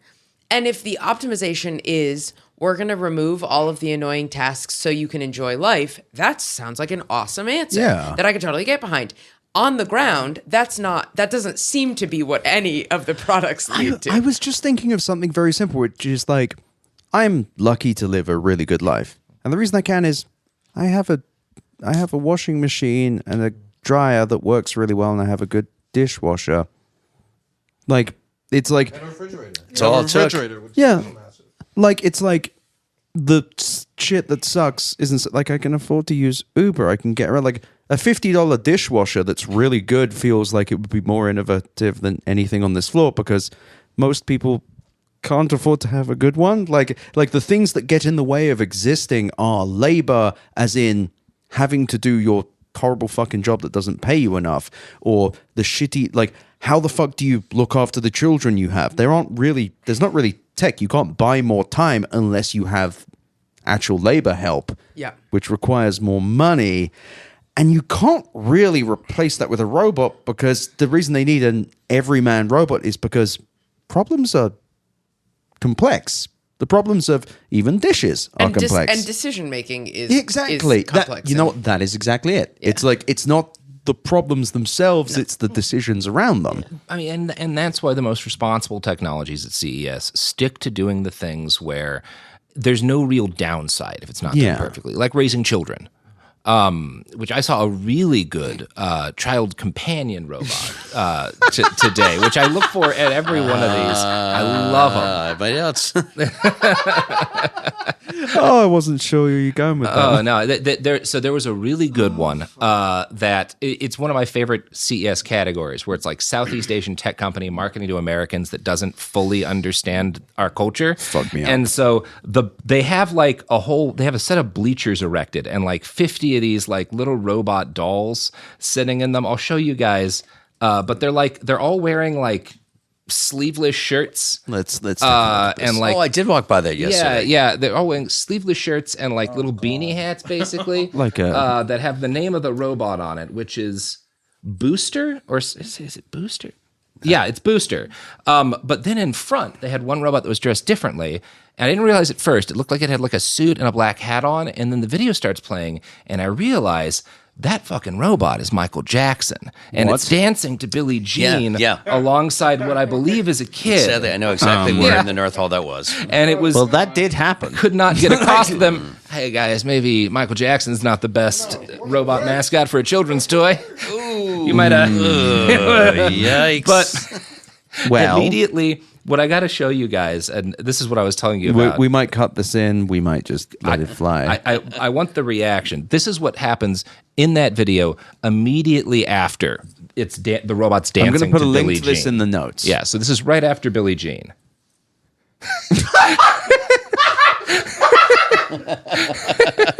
What? That is identical to the... Oh, wait. What? So weird. So what happens in that video? What? The instant that finishes doing like dancing to Billie Jean while like moonwalking, there's immediately a man runs into another version of the robot and starts beating it with a wooden stick, which then switches to a guy putting cinder blocks on top of it and smashing it with a fucking mallet. And then right after that, a dude comes in with a liquor bottle and shatters it over the robot's head. If you are protecting your children from the homeless, Or from the robots. Like, what else is that saying? And then the robot stands up after. Yeah, it it's seems fine. fine. You can't stop kill it. You can't stop. I love that because it looked almost identical to those things. I don't know if you remember the modeling experiment, like the regularly disproved thing about how children will copy anything, and it's just children hitting a clown with a stick. And it looked identical. Yeah. It's the same fucking thing. That's CES, baby. Just like... It's fucking rules. I want to be in the room when they were recording that. It's like, hit it again. Here, get a liquor bottle. Fuck it up. It was unclear. I'd do that for free. What the selling point? Because it goes from it can dance like Michael Jackson. You can beat the shit out of it, and it's fine. It'll walk with your little girl and help her learn languages. It's like quizzing her over her never homework. stop dance spot dancing. Why is that? And I kind of think maybe they just sort of incompetently realized something that is a brilliant idea, which is if you market and build a robot entirely on Terminator 2 logic, where you just show that this robot can't be killed, it's loyal to your child, it'll never get drunk and hit them, it'll never not come home after staying out late at the bar at night. You know, like the whole Sarah Connor speech from T2. Important to note, I did not see any robots built out of liquid metal. Not But yet. I mean, I missed some corners of the Venetian Expo, so maybe. I think that's the South Next Hall year. this year. Yeah, And when the AI bubble bursts, we'll get to what we really need to get to, which is building Terminators. All right. As we approach the end of this, Chloe Radcliffe, what do you think of CES? It's I mean, truly, I go back to numbers you don't need. Yeah. I go back to, so what does that do? You know what's funny, or so who gives a shit? It's so unnerving to think about how much of our society feels like there's no money. Yeah. And then to come to a place where there is all the money. Yeah. And it's that I think is Try disturbing. going And to an AI industry conference. It's Yeah, totally. And like I work in entertainment, and such a common refrain in entertainment is like, we just don't have the budgets to do that anymore. We used to have those kind of budgets and we don't anymore. And I'm like, there is money fucking sloshing around, hitting the sides, coming out people's noses. Like there is so much money. And it's infuriating to me that, you know, I'm taking a very narrow view right now. I will actually push back. You're not. No, because like You're taking a very reasonable position. Here, the narrow part of the view is like, I'm putting aside the fact that it's infuriating that people are living very difficult lives amidst all this money floating around. But like, even I'm just thinking about my job. You know, it's like in the entertainment industry, the fact that there is relatively little money, that money is tight. And I'm like, it's not, it's especially relevant. Sorry. And then one second, it's especially pertinent in entertainment because so much of entertainment is now owned by the things that own the tech. Yeah. Where all the money lives. And so I'm like, what the fuck do you mean there's no money in entertainment? You got an LLM? You couldn't be more right, because like number one, like the other thing is that it's entertainment makes as much money as ever. It's not no longer making money, but like you said, the companies that now own all of these fucking are taking those profits and they're currently pouring them into the shit that you're seeing on the broken shit on the floor here. Yeah. And when all of this is dead Thank and you. bleeding on the floor, you're going to give it to Chloe Radcliffe. Yeah, and her that's movie right. about AIs. That's right. We're going to wrap here, and I just want to say, on behalf of all the listeners and myself, thank you, Chloe. Thank you for joining us. It's been an honor. I've had a I great really hope time. you join us next year. But God, I won't I've had a make you- fucking blast. Yeah, it's been a genuine pleasure to have you. Where can people find you? I am at Chloe Badcliffe on all platforms, like my last name Radcliffe, but bad. And I'm in Cincinnati this weekend. I'm in DC next weekend. I'm in Philly the week after. Follow me, sign up for my mailing list. Yada, Links will yada, be there. yada. Rob Pegoraro, we'll have your links in there, but thank you so much for joining us. You You're welcome. You are one of the best. I love having you here. I try. And you are at everything I'm at, which is genuinely a pleasure. Robert Evans, my boss behind the bastards. Thank you for joining us. And of course, the other Ed Ongweso. Love you, buddy. Thank you for having me. Love you too, bud. And I love you all for listening. We will be back tomorrow for 4 more hours. Cora, I forgot for a You second. fucking psychos. I can't believe you're listening to all this shit. Nah, all of the men I'm radicalizing and the women that listen as well, and the trans people and everyone, the non-binary and everyone who listens. I don't care who you are, but I care that you are who you are. It has been a very long day and it's a very long week, but I love you listening. We will be back 4 hours tomorrow, an hour epilogue on Saturday, and then they are going to shoot me in the head parody. I'm Ed Zitron. Please subscribe to my newsletter. I did not do premium this week, so please use the link in the thing. I desperately need that. Thank you to Matt Osowski, my wonderful producer, who has been working his fucking ass off all week. Amazing show. More amazing stuff to come. We're also dedicating these episodes to Sean Paul Adams, who was a friend of the show in the suite. Sadly, he passed last year. Sean Paul absolutely rocked. So we're honoring him by donating to the Pediatric Epilepsy Research Consortium. Sean Paul's son is epileptic and his family and friends would deeply appreciate your donations, as would I. Thank you.